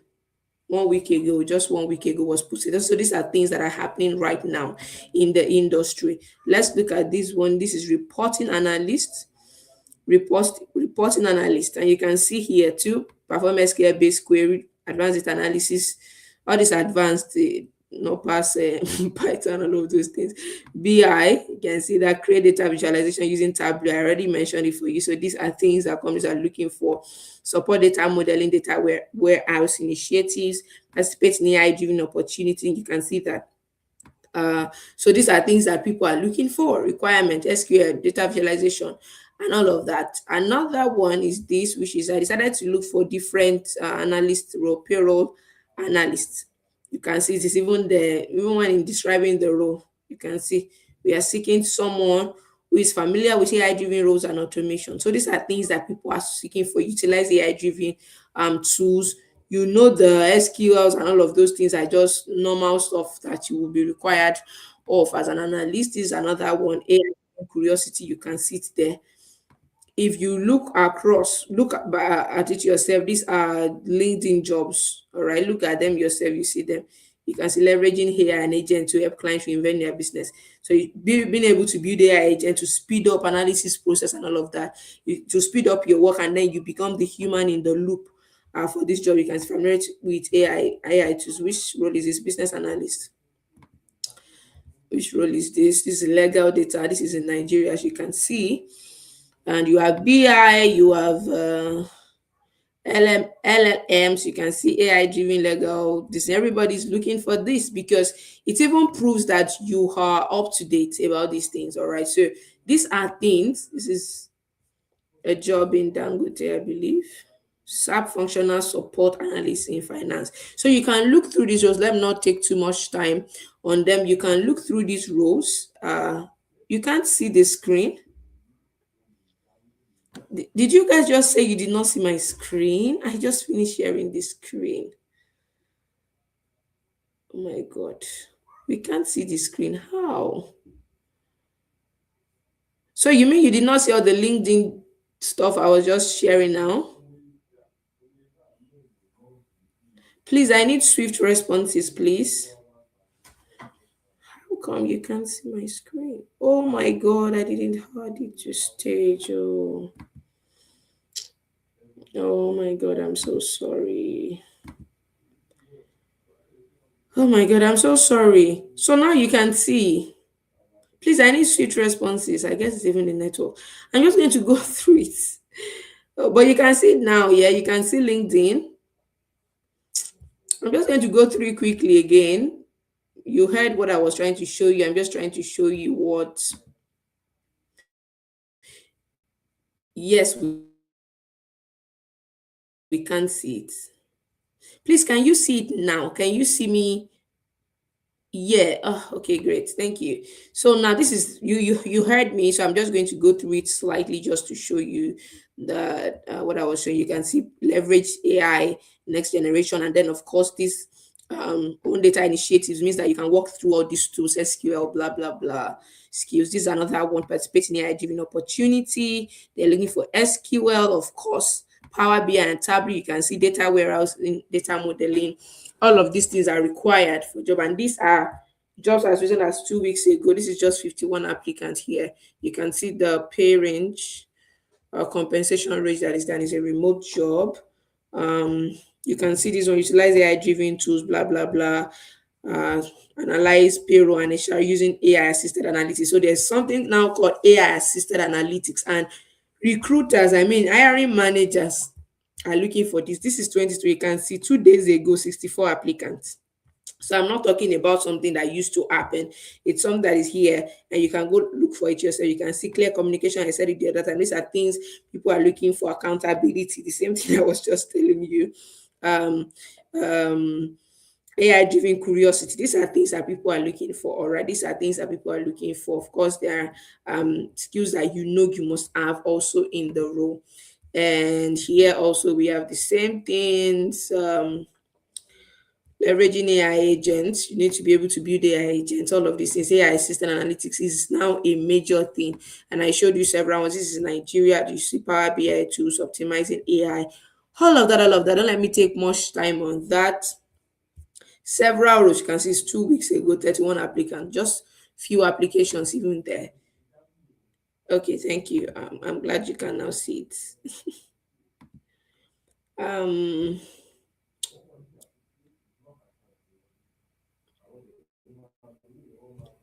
um, sorry.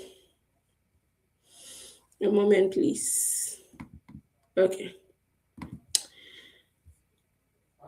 All right. So you can see that it's not just about saying it. This is the real thing that people are looking for it. All right. If that one looks doctor to you, please go and check for yourself. All right. So now, a lot of people still learn data analysis, but still don't land job.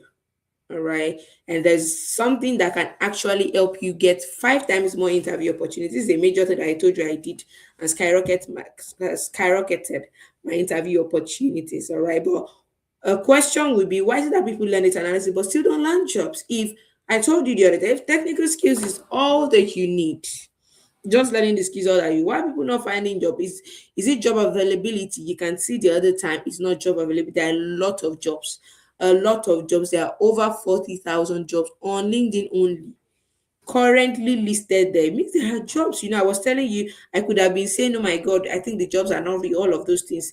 All these are false. People just try to make excuses to make themselves feel good. All right. And there are obviously many data analyst roles. All right. And if you have ever wondered, oh, why are they there? People are even applying to them, yet the roles are not closed. Why is no one getting the job? All right. And a lot of people have applied. It's not a job availability problem.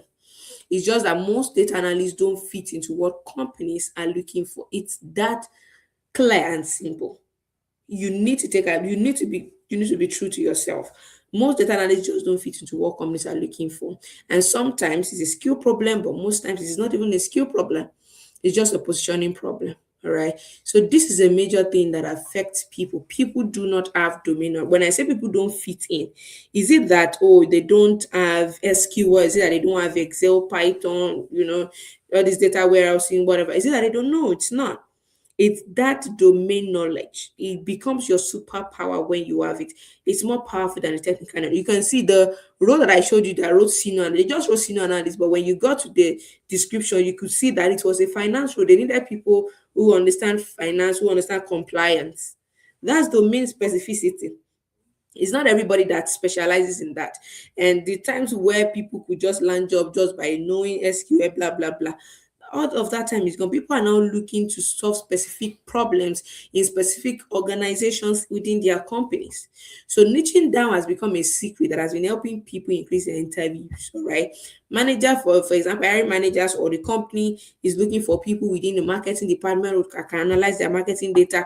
They need people. For example, there was a time I was going through an interview. It was absolutely a marketing task. Of course, you will get a task. For example, you will be told to analyze some data, massive data. right? Massive data, like millions of rows of data. But it was marketing. So imagine that I did not understand marketing. I did not know what ROI was. I did not know about funnels.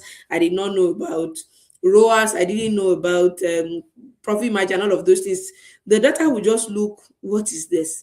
So people, hiring managers need people who understand the concept. If you're in sales, they need you to understand forecasting. They need you to understand sales cycle, all of this. If you're in finance, it's a different ballgame. The data is still the same data analysis process, but the data can only make sense to you when you understand certain things. So hiring managers are beginning to feel like, okay, instead of wasting our time training people on this, let's look for people who have understanding within this niche. So you see fraud analysts, you see risk analysts, right? They need people who understand. So it's not just about the Excel skill, that's the process of analysis. Whatever kind of data you are analyzing, you need all of those skills and tools. But now we want you to be able to make sense. If you go through a marketing data as somebody who understand marketing, when you are giving recommendation and insight, which is a core part of data analysis, you know what you're talking about. If you are talking about sales forecasting, you know what you're talking about, or you're talking about compliance or risk. But let's assume somebody that does not know anything, they just brush you into fraud. What on earth are you going to tell them? So you see, domain knowledge makes you stand out. It gives you that edge, and you begin to instantly earn it. This is a major change that I made when I was like, I got rejection, and people were asking, "Are you not getting an interview?" I'm like, "It's rejection. I don't understand. Just keep." They just said, "Just keep." Imagine I just kept applying with the same thing, but immediately I was specific about the industry. I was specific about the project. Even the project shows that it was within this niche. I am not joking with you. The rate of the interview just kept increasing. I was like back to back, back to back, back to back. All right. So it distinguishes, it shows you that you are the key to the solution that they are looking for. And if you notice the job opening I showed you, there are different things, like you saw maybe this analyst, black analyst, different things that shows you that people are now listing for specific roles. Hiring managers are now listing for specific roles. So you need domain knowledge. All right. When you've gotten all your SQL knowledge and all of that, you need to choose a domain where you want to be in, instead of just positioning for data analyst. Where are you most knowledgeable? All right, and I will show you some things you can, so you can niche down. You can niche down by industry, which is like the strongest way that you can position. All right, for example, maybe within the financial, you can become a risk analyst, a fraud detection analyst, a lot of things.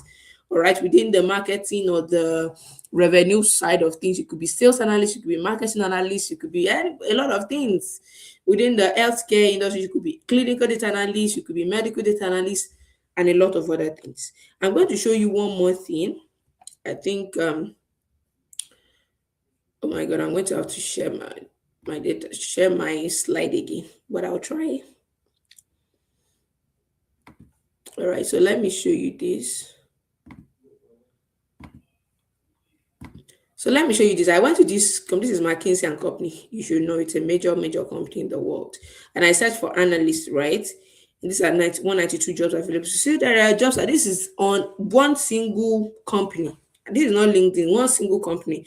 192 analyst job available. So job is not a problem. So just look at this: knowledge analyst, capabilities and insight analyst, healthcare, knowledge analyst, procurement, analyst, people, insurance, consulting analyst, software delivery analyst. Senior, can you see my screen before you tell me you did not see it? Can you guys see my screen? I bet you should be able to see it now. I bet you should be able to see it. All right. Senior client success analyst, knowledge and energy solutions, knowledge analyst, energy solutions, blah, blah, blah. So you can see a lot of different roles: pricing, solution delivery, growth, marketing, and sales. Knowledge analyst, agriculture. So even if you study agriculture, it could give you an edge in understanding this domain. Research associate analyst. So when you click on these things, you begin to see the specific, and you can load more here. Why am I trying to show you this? Why am I trying to show you this? It's just that you see companies are beginning to list the roles. They could have just said analyst, but now they are choosing to write specific roles because they are looking for domain expert, people that understand a niche. That is what I mean by domain. You understand this domain, you understand. Maybe there's cybersecurity analyst, cybersecurity and a risk analyst. So it means you understand the place of risk, and then you are an analyst in that area. Or you get what I'm trying to say? So this is a major thing that analysts use to disqualify. Once they see that you're not it, they just use it to disqualify you. And they're looking for people who have experience. The experience does not have to be that you have worked in a place, all right? They just want to see that you have used these tools that you claim to know. And these are the best way to show that you have built in industry. This is a major reason why at Ioneer we ensure students build projects. We ensure students are building projects, all right, so that you can have something to put out there that it shows that you have done something with these tools. And a major way for you to be able to build those portfolios that will help you stand out is that you build projects, you build capstone projects that is very, very similar to what you would do on a normal job, a project that solves a real business problem. There was a time when I was trying to build a project that I simulated data, all right, but it was within the niche that I wanted to focus on. So I just simulated the data. It was not a real data, right?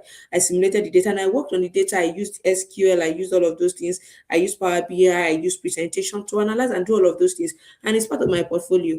Right, it's part of the things that are there. So building capsule projects is very important, and these are the things that is very, very important for you. For example, you can say I forecasted a 5 year revenue for a travel company, blah blah blah, using this maybe an available data of 10 years over 1 million data sets, blah blah. So all of these things make companies see that you have an experience using the tools. They saw the code that you wrote and all of that. A second major way to build a solid portfolio is to build specific and related projects. You can build projects in different niches. But for example, if you want to focus on a niche, then build more projects in that niche. So you can have 10 projects and five of them are in the specific niche that you are applying for. The five others can be in different things. That just shows that you have explored some other places too. But don't have the entire 10 is just in separate areas. Only just two are similar. Don't do that. All right. A powerful way for you is to you're applying to a fintech company, you're applying to a finance analyst role, have more projects in that finance area. Do you get what I'm trying to say? These things would really, really help you. These things will really, really help you.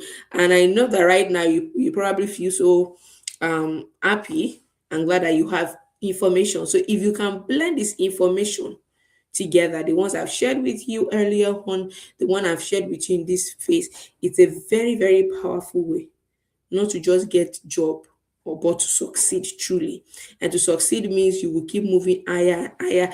And see, if you have a plan of getting to the third floor, that is where you want to get to. Let your vision be to get to the 10th floor. Because you have that vision to get to the 10th floor, there's no way you can escape getting to the third floor. You will get there and surpass there. That is what this thing will tell you, all right? And it's a lot of people have informations like this, but they still don't get result eventually. All right. Some still fail, maybe because they quit while they are learning, or because they don't get a job after they have learned. And there could be several reasons to that. And this is powerful because um, where you learn determines a lot of things. Where you learn determine a lot of things. The tutors that teach you would expose you to several things. The project that you're exposed to is determined by what you learn. The curriculum, the actual training, the intent of the academy in ensuring that you become the best is very, very important. So if you are learning randomly from YouTube, you're confused, there are different tutors, all of that. Those are things that also it's okay, but these are the things that will affect your speed, your growth, and accuracy. If you also learn within an academy, they are not really interested in your growth. They're just interested in you registering and doing all of that. They're not preparing a soft landing for you to ensure that you are really getting what you are learning. It will also affect you. The tutors, are they really good? Is it that they are just people that are pouring knowledge to you? They've not worked, they've not even used the skill at all. It will also affect you. And when people are asking me, or they are looking for the most comprehensive curriculum to prepare them for the job market, or let them become a data analyst that area managers are looking for, or that helps them become a domain expert that increases their employability rate, or takes them from zero knowledge to becoming a pro data analyst and ensuring they work on real life projects. I always talk about AI data analysis, not necessarily because I'm a part of this academy, but because I know. And I've seen a lot of curriculum. I've come across a lot of them, but it stands out every single time. Every single time. every single time. Give me a moment, please.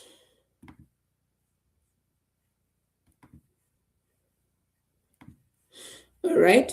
So the reason why I recommend it is not because, like I said, it's not because I'm a part of this, but because it stands out every single time, everywhere. And I'm still going to show you that curriculum in a moment. All right. And then when it comes to also curriculum, it's not just about the curriculum. You can even see people with curriculum.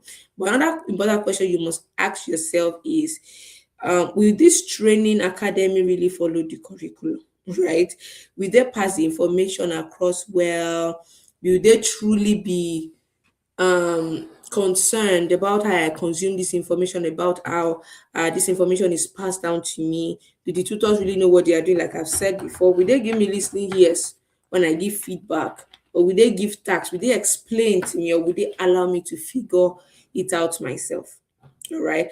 We have some student here who will be able to say some of their experiences. We got feedbacks from these feedbacks that you can see here are just feedbacks after 3 weeks into the training, and few of them will be here to share some of their experiences with us so far. All right. I don't know if this is clear enough. As I can use possibly zoom in so that people can see better. Michael, I don't know if Michael is here. Michael, are you here?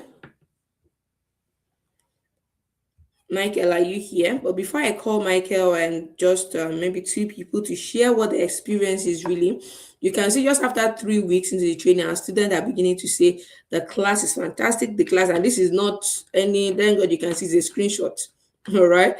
The class is well structured. The instructor is dynamic and versatile. Everybody says this actually.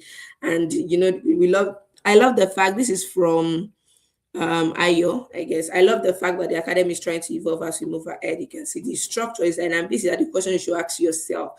And of course, I believe that you should also be asking, what are people that are within the academy actually are truly saying? Another person here says that so far my experience at Ione has been quite positive. I'm getting good value at this early stage, and I hope it continues this way.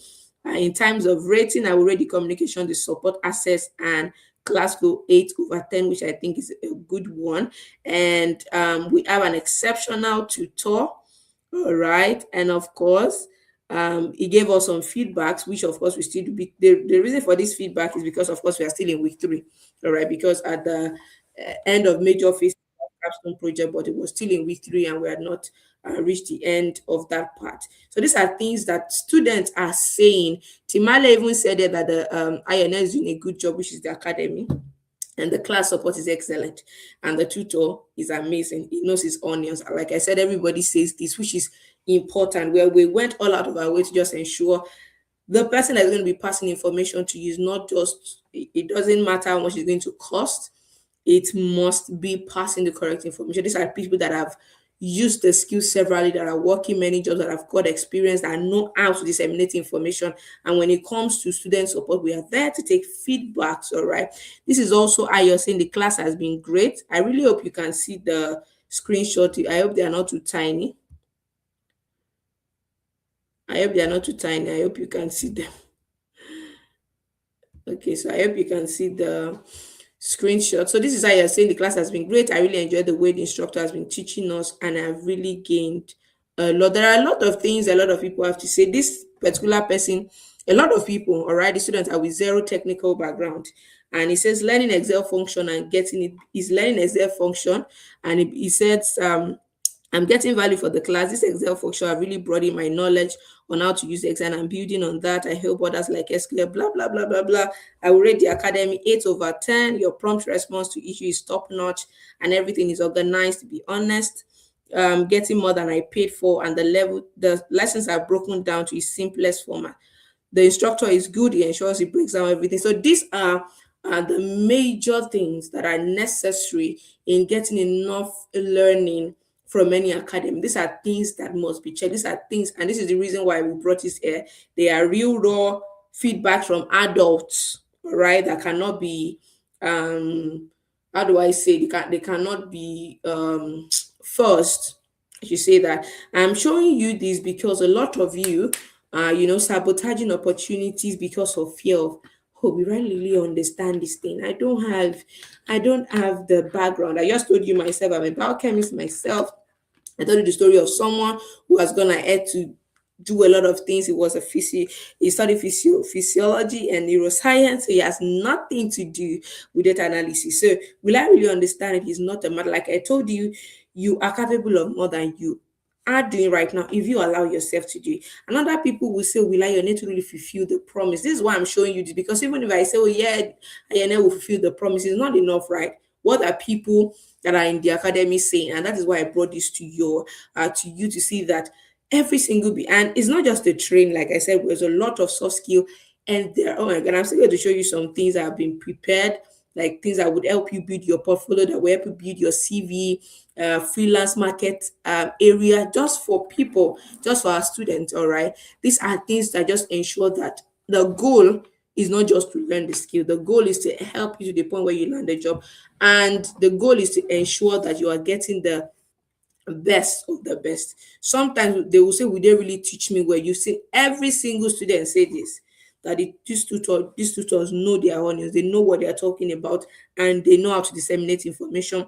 And some people say, will I get value for my learning? Oh my god, if I do this money is a struggle, will I get value? You can't see that. They've said it themselves already. I hope you could see those screenshot, and they are not too tiny, that, oh, I'm getting more than what I paid for. All right, these are natural responses from students when we're asking for both good and bad feedback. So we are getting both feedbacks to help them improve their learning experience as well as what they are really experiencing.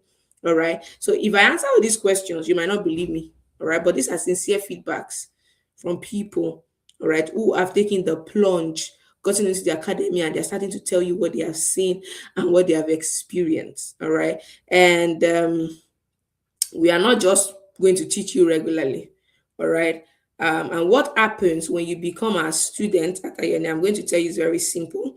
By the end of the program, which is a 5-month program, by the end of the program, you would have 80% increased chance of landing a global data analyst role. And the reason why we are certain of that is because we care mostly about 3 steps. The first is the skill part.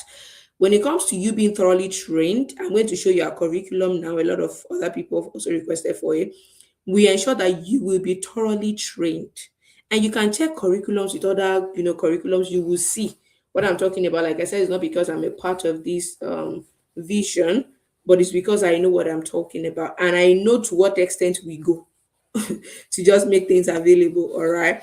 And even if you're a total beginner, you have zero technical knowledge, you have no computer, some people say computer. Some people also have this fear of, oh, if I don't do computer, will I get a job? It's usually on the job description, right, that you need blah blah blah. But I'm telling you, I did not study computer science. This guy that I've shared the story did not. A lot of people that I've got, if you know your onions, the companies would hire you. That's just the secret. So even if you don't have aerotechnical, or you don't have the school background, you don't have all of that, but you truly believe that you really want to get this thing done, then in the place of being thoroughly trained at IONL, we will thoroughly train you. Even if you're an intermediate, maybe you've learned some basic part of data analysis, but you know that this will not get me anywhere. You're being sincere with yourself. Then this is a place for you to come and just, um, go over it and then increase and boost up your learning. All right.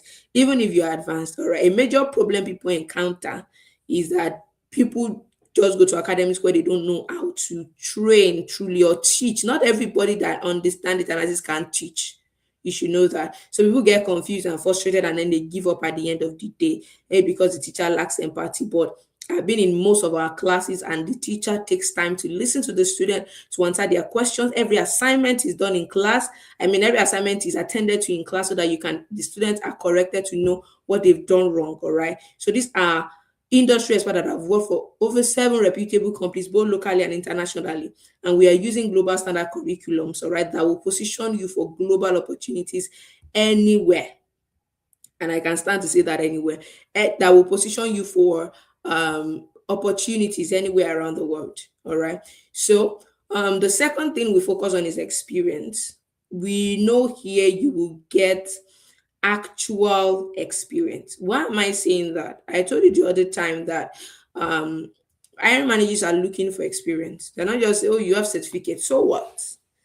They know that you can have head knowledge, all right? So they are looking for people who have worked on that have something substantial. Like I told you, it doesn't have to be that you have worked in a place, but that you have solved actual business problems. Some of the presentation that I attached to my CV were places where I ran through data, analyzed it, and I was able to give insight that this is a problem you have to fix. There has to be budget reallocation. So when you have the presentation, you are attaching it to your CV that says these are the things they want to solve, and you're already giving their okay. Let's invite this person to interview and see what this person has got. But you are there, you've taken training, you have nothing to show for it. It doesn't work here. I'm going to show you the curriculum, like I said again. At the end of each every major phase, there are real business problem waiting for you at the end of it to ensure that what you are putting there is not just a cargo exercise that you just go and download data set from cargo and start doing it. No, they are real time industry standard data sets that you can work with, run through the entire analysis and have it put there that and then you can come up with your by yourself and um defend it. That's the word, that you can defend it. So it's very so for from the first class, every single class we have assignment. All right, so the students are there, they're not just learning and then they go to sleep and they don't remember what they learned. All of this is just so that we ensure you are truly learning. There was a time that in our class, some students were like, oh please, why do we submit assignment? And we're telling them it's because our goal here is to ensure that you truly understand. How are we going to know if you truly understand what you did if we are not taking the time to know what you did with the assignment? It's not all that comfortable or convenient for us, but since our goal is to ensure that we can be proud that when you have a INS certificate, you are very good, then we have to go through the rigor. That is how much we are very, very insanely um we insanely prioritize this part of giving you value and giving you experience. So every training module, all of that comes with assignment. At the end of every major phase, you have an industry grade project to do that helps you to start building a solid portfolio. All right. And by the time you are done with your training, you have a lot of industry standard project and domain specific project that just helps you to stand out instantly. All right. But even after that, even if you impress us well, if you impress us well with your commitment, with your growth and blah blah blah, you would also be placed on internship program with our partners. All right, when you immediately graduate at Ioneer, we are big on quality. The third thing, which just gives us the guarantee that you more than 80% better at being employable in 2026, is we prepare you for a job. That is why you are here. Or maybe if you are here to just learn and then that's all. But we believe that the goal is to ensure that you are able to get a job. And that is why we ensure that the foundation is correct, the training is correct, the project base is correct. Then we know that, oh, yes, these people we are trying to help with a job, we're not just wasting time here. So by the time you are done at Higher Name, you have so much confidence in being job ready. You will have so much confidence because we are not just training you. We would have, through the process of training you, or through the data you would have worked on, you feel confident even in attending interviews, even in preparing for them. All right, even through your CV certification, you can defend all of these certifications that you have. And this model, this skill, this experience, and job preparation part is really our backbone. That is what we rely on. And we don't joke with it at all because we believe it will get you to the desired destination. And we are people that understand what is going on in the industry at every single time. We ourselves are in the industry. We understand what is going on in the industry. We know what is shifting, and that is why we are keeping tabs with everything. So we know what is shooting, we know what the hiring managers are looking for. We have partners that are hiring managers and all of those things. So even aside the above, all right, other things that would distinguish us is that when you come to do training with us, we put the entire training risk on us. I know a lot of institutes will promise heaven and earth, but they will not fulfill them. There are a lot of people in the last time, before they register, they were like, I have done some training and they did not do what this happened. And we cannot really say, oh, yes, we are not that kind of people. We can't just say it with mouth and then you believe it.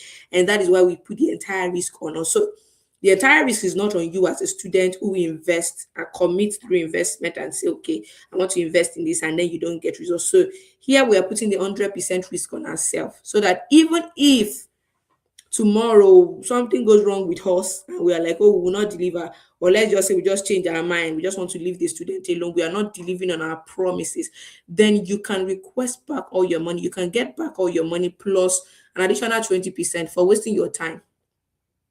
And why is it that we are going to want to dash you an extra 20%? It's just because we are certain that we deliver our promise. But let's just say we don't deliver our promise. You are protected legally to get 120% back of your investment. All right. Because once you sign up, you get you get that backing from us, that 120% guarantee that you are getting what we. So that is not even all.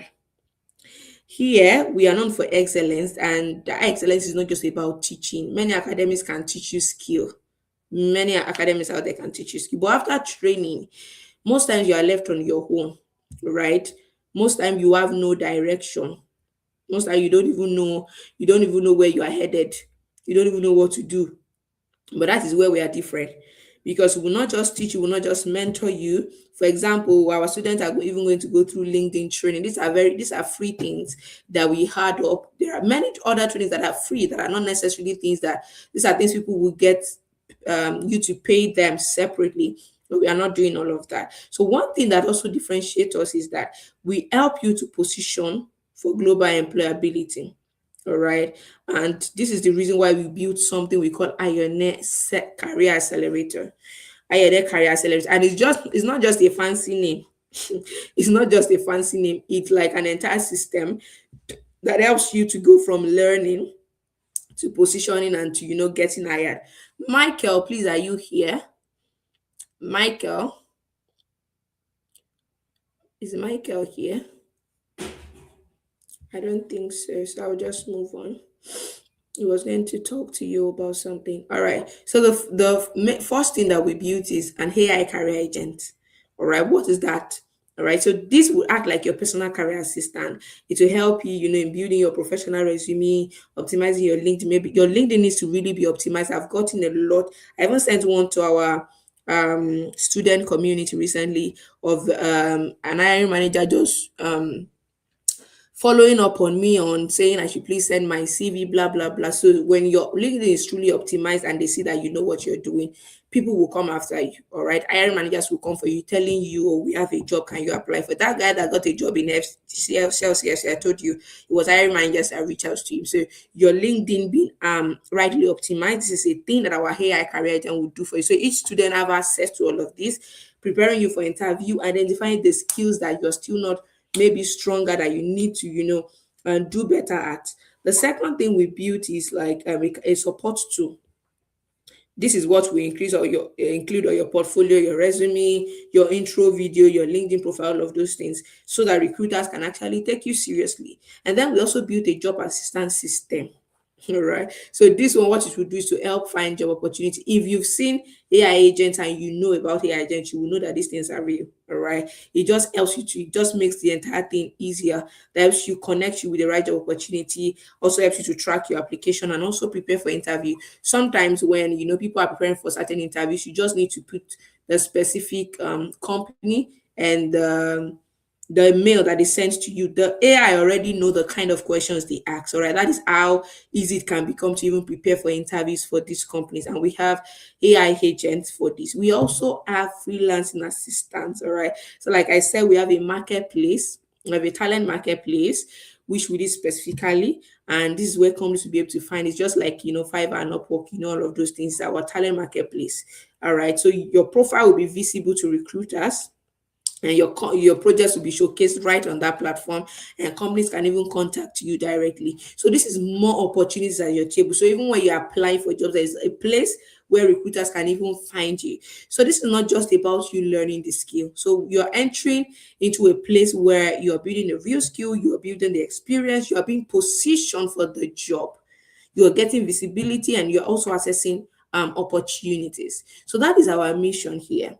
All right. So we are giving you everything that we know you need. And one thing about us is, even when we know that there are other things that are still not in place, we put them. We are giving you a tech community, like Lindy, when there is a tech community. I'm supposed to show you all of these things, but there's no time, where you can chat, you can upload your project, the things you're working on, just like LinkedIn, if you know LinkedIn, or social media platform. It's like a tech community where you can post, and all other people within the tech space can see what you're doing, can even recommend you. All right, there could be tech guys. A lot of tech guys will be around. That is something we are building for you. CV builder, portfolio builder, LinkedIn optimizer. You have a career coach, people that will help you, give you professional feedback to highlight your strength, what you need to prepare for interview, and all of that. And I cannot tell you how much all of this is worth. You are still going to have mock interviews for your interviews. Every single thing we've done is to just ensure that you have slim chance, you have slim chance of not getting to your destination. Really slim chance, all right, of not getting to your destination. So like I said in the beginning, our vision is not, oh, we just want to teach people skill. Our vision is to take people from where they are to where they want to get to, and then ensure they become top people, in the companies that they work for. And we have our AI data analysis bootcamp. As I mentioned earlier, it is now about AI assisted data analysis. So we have our AI data analysis bootcamp, and it's grouped into two. All right, depending on the stage where you are at the moment. Let me quickly share our curriculum with you. I believe you can see it. Oh no, I have to add this to stage. Remove this. Oh my god. All right, so depending on where you are, you can see we have data analysis foundation. You can this is the module. I would just go quickly through them. You can request this thing, and to check, you see we are taking you right from the beginning, and we're giving you real world examples. We are giving you exercises at every this assignment at every point. You are going through the data analysis fundamentals, just to ensure that you grab the foundation of all of these things, how to clean data. All of this, you'll be taught exactly how to do them, and also how to do them with AI assisted tools. All right, so you are using both the normal process and the AI assisted tools, so that you understand the foundation of it, but you also understand how to use AI. So you see all the AI tools that you were seeing on those platforms, you will learn how to be able to use them: Copilot, Cursor, Claude, and all of those things. And then you see module 3, classification of analytics, that you're going to see.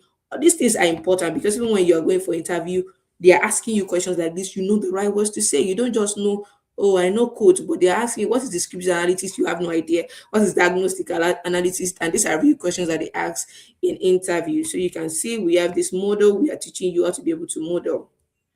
And of course, you saw them the other time in the job places, and you can see every single thing. You have an assignment on that unified data analysis. You might not understand the entire meaning of these things, but if you want to, you can check other curriculums, all right, to help you make your decision. Data visualization techniques, we are teaching you all of that, how to build the right visuals. This is important because of stakeholders, which is very, very important in data analysis by Verat. So you can see how data, we are telling you about data storytelling and reports, every single thing to the odd man. That is just stage one. And then you are now moving to stage two, except for data analysis, business intelligence. We are going through every single thing. I don't just, that's why we say we use global standard curriculum. There is nothing, I stay here in Europe, and I see these are the things that are required here.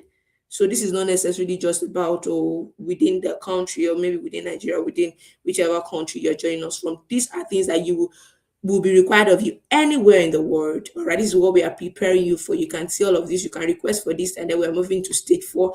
This is, you can see that there's still a lot of it.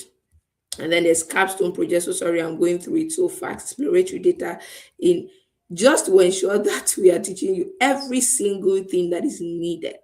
And you don't have to worry yourself about, if you are willing and ready, and we are ready to take you through all the process. So you can request for this if you want. You can see we have projects, project waiting for you, project waiting for you. So these are important things that I needed to show you. And so if you are a beginner,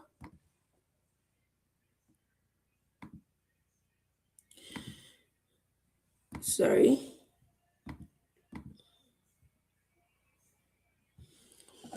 Okay.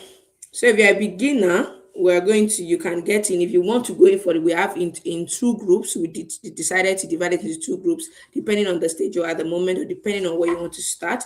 So if you're a beginner, where you will cover every essential thing that can get you job ready for entry roles, all of those things. And then it ends at phase 5 for beginners. You see the entire curriculum. It ends at phase 5 for um beginners. And then we also have the second group, which is the full boot camp. From the beginning of that curriculum to the end, you're going to do every single thing, every single part of it. So if you feel like, okay, well, maybe I can just start with beginners boot camp at the moment, and then I will see. Well, you can start with the beginner, but if you feel like, okay, I just want to go for everything at a go, then you can go for the full boot camp. So for those who want a complete system, and you're also ready to go from beginner to advanced so that you can understand everything that works in the system, then that will be a good place for you to start. As you can see, curriculum is one of the most robust curriculum that I know, even internationally.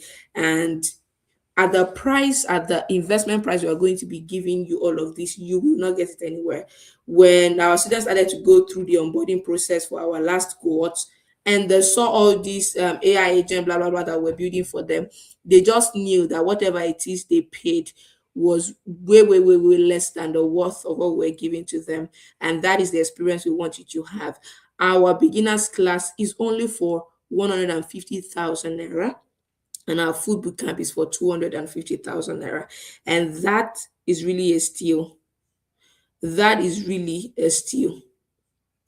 That is really a steal. If you ask me, that is absolutely a steal. But if you are part of the early birds to register for this cohort that we're going to be having now, lucky you.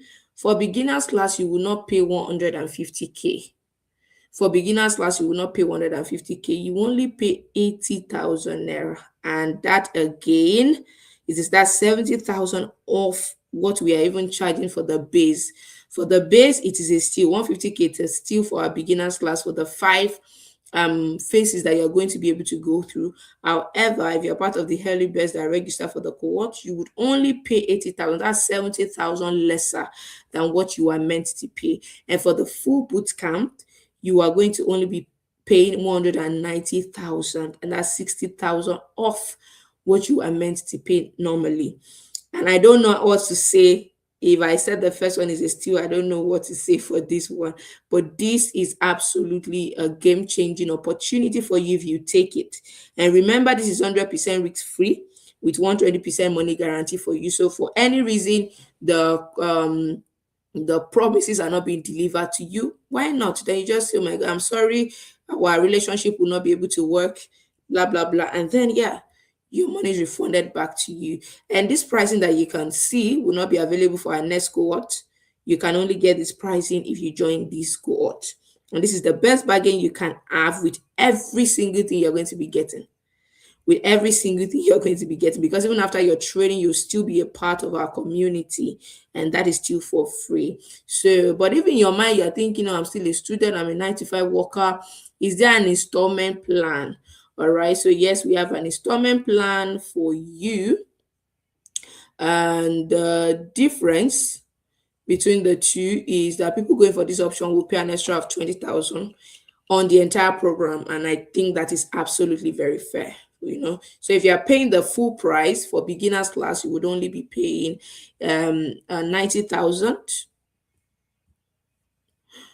80,000 rather, forgive me. So you only be paying oh my God, sorry, I made an error there. Forgive me, I made an error. So for the beginners class is 90,000 at the reduced price. So it's the same price that was cut off the beginner and the full boot camp. So you only be paying 90,000, which is 60,000 reduced. For full boot camp, you're going to be paying 190K, which is 250, which is 60,000 reduced.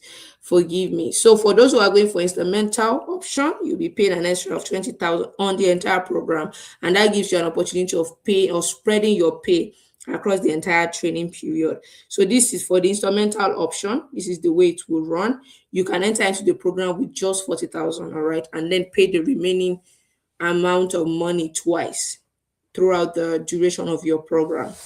So for example, for beginners class, you can pay today, when you're ready to register with 40,000 to enter into the bootcamp, and you become a full-blown student, and then you pay the remaining money twice, the remaining amount left twice, that 5,000 twice.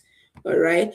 And that would be a total of 110,000. All right. For full boot camp, you can enter with 50,000, and then you pay the remaining and 160K, which is 80,000 twice. So I believe that is clear. So you are going to have, if if you're an early bird, you are going to be able to pay a sum of 90,000 for the beginners class and a sum of 190,000 for the full boot camp. All right. So, but if you need the instrumental plan, you can enter the beginners class with just 40,000 for entry, and then you pay 30K twice later during the period of your training. While for the food boot camp, you can pay 50K for entry and 80K twice later, making a total of 210. So if you get into this cohort today, you also have a lock. If you get to the cohort today, you also have a lock, because you'll be getting a session with me for free, which is a session worth 50,000. You'll be getting it for free. And that session is the PDAS session. What is it about? All right. So it's going to be a one-on-one session with me where I'm going to take you through the first phase I just mentioned. Maybe you're not certain if your vision is compelling enough, all of that. You want to you want to be more time efficient. You want to do all of that. You want to ensure that you have a system in place for success, even as you want to start the journey. You want to have that session. You want to have a one-on-one discussion about, okay, so how do I go about this? How do I write this part? How do I ensure accountability and all of that in this area? This helps you to prepare for success even ahead of the time. That's what the PDA session is going to be: free one-on-one session with me. I don't have so much time on my hands like that, but I decided to add this for you. So if you are joining today, that is when you can only have this opportunity. If you are joining the cohort today, that the beginners class or the full boot camp, you will get this free session with me. So if you want to register instantly now, you can register using this account here, as you can see, and then you send the screenshot into the community. Just send the screenshot into the community, and immediately you register, you are taken in. All right, you're taken into our community, and then you start your journey to the world of data analytics. And for this orientation will start on the 2nd of May for this cohort, and then the training start on the 4th and the 5th of May. All right, it starts on the 5th of May. So you are given access to the platform, you are assigned, you are given orientation to the bootcamp, and you are prepared for what is ahead of you. So that is going to be it. So this is an opportunity for you at this moment to take hold of this opportunity. And don't forget, all right, that there are two options before you to choose: the life you are presently living right now, or to choose the one that you really want to live. This is a major opportunity right before you now. We've shown you all you need to see, all you need to know. Of course, you can take this information and use it as you will, but a major decision, a life-changing decision, everybody that has been a part of Ione Academy has said it is the life-changing opportunity for them. And you can start yours. We are talking about landing a job in 2026. If you want to land a job in 2026, then there's no better time to start the journey than now. If you want to land a job, before the market switches again and changes to what we don't know, this is the right time to take an opportunity. It's been such a pleasure having you. So I know some people have questions. So please, can you drop your questions? Can you drop your questions in the comment section? Wow, a lot of people waited to the end. That's great. I believe you got value all along. Tell me, give me feedback. How it was. Did you get value? Did you get value? Tell me how it was. Did you get value for your time? I believe time is one of the greatest investment I have. So it's okay to take stock of how you used your time. So tell me in the comment section, did you get value? Did you get value? Don't forget that if you join the cohort tonight, you get a free PDA session with me. And that really, really helps you to have a one-on-one session with me where we plan your success together. So you are not just starting You're not just starting the journey blank-headed, not even knowing where you are going to. All right. So in the speed that it's a one-on-one, like I said, we have a vision clarity session. You already have a vision, but you feel like, okay, is this strong enough? Do I need to work on anything? It's a journey I have been through that I can walk you through myself. So makes me or put me in the best position for this. So in this speed that session, I thought it's worth 50,000, but you're going to get it for free if you get into the cohort tonight. You are getting vision clarity session for free, process plan session for free. So you have a process plan to fit into the vision. You have a goal setting session, right? You also have data analyst success tracking session with me. And I'm also going to give you insight into European new laws that you can harness to for job visa opportunity, job visa relocation. So there's a new law in 2026 that was put out at the beginning of this year that reduces the rigidity for blue visas, which is job visas. So for people that have tech skill, and there are people that I have here with me that are friends that came in as a result of jobs. So in this video session, I'm going to be giving you insight into all of that. I can help you make better decisions even as you start your journey. Also, we're going to talk about how you can get the best out of the training and land job between 3 to 6 months thereabout, and then you also have question and answer. So if you don't have a vision that can follow your success data analysis, together with myself, I will guide you to do that, to crafting your vision, your goals, your process plan. So even before you step into the technical learning, you are very confident that you have a place you are going and that you are going to succeed as a data analyst. Do you have questions in the comment section? Please put your questions there. It's question time. And in just about 5 minutes, we are going to round this session up. If you have questions, you can ask in the community. If you want to be a part of this cohort, please use this account on the screen. As you can see, this is the business account that you can use here to get in.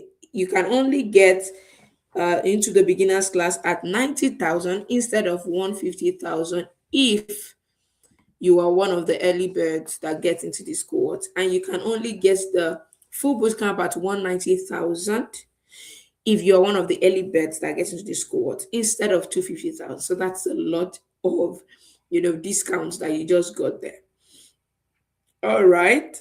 So if I don't see questions, then in 5 minutes I'm just going to play some background music for us to enjoy, and then we're just going to go.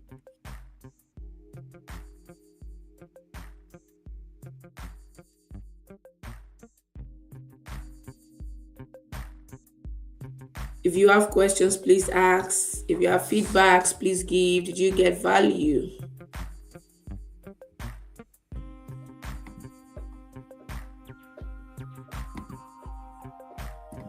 If you have feedbacks, give. If you get value, give.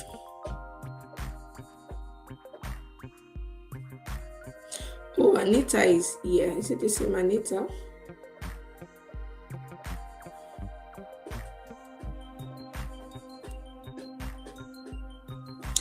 All right. Thank you for staying to the end of this webinar. It was a pleasure.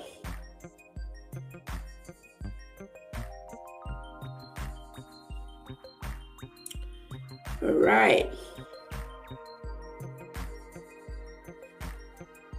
In about 3 minutes, we're going to end this stream.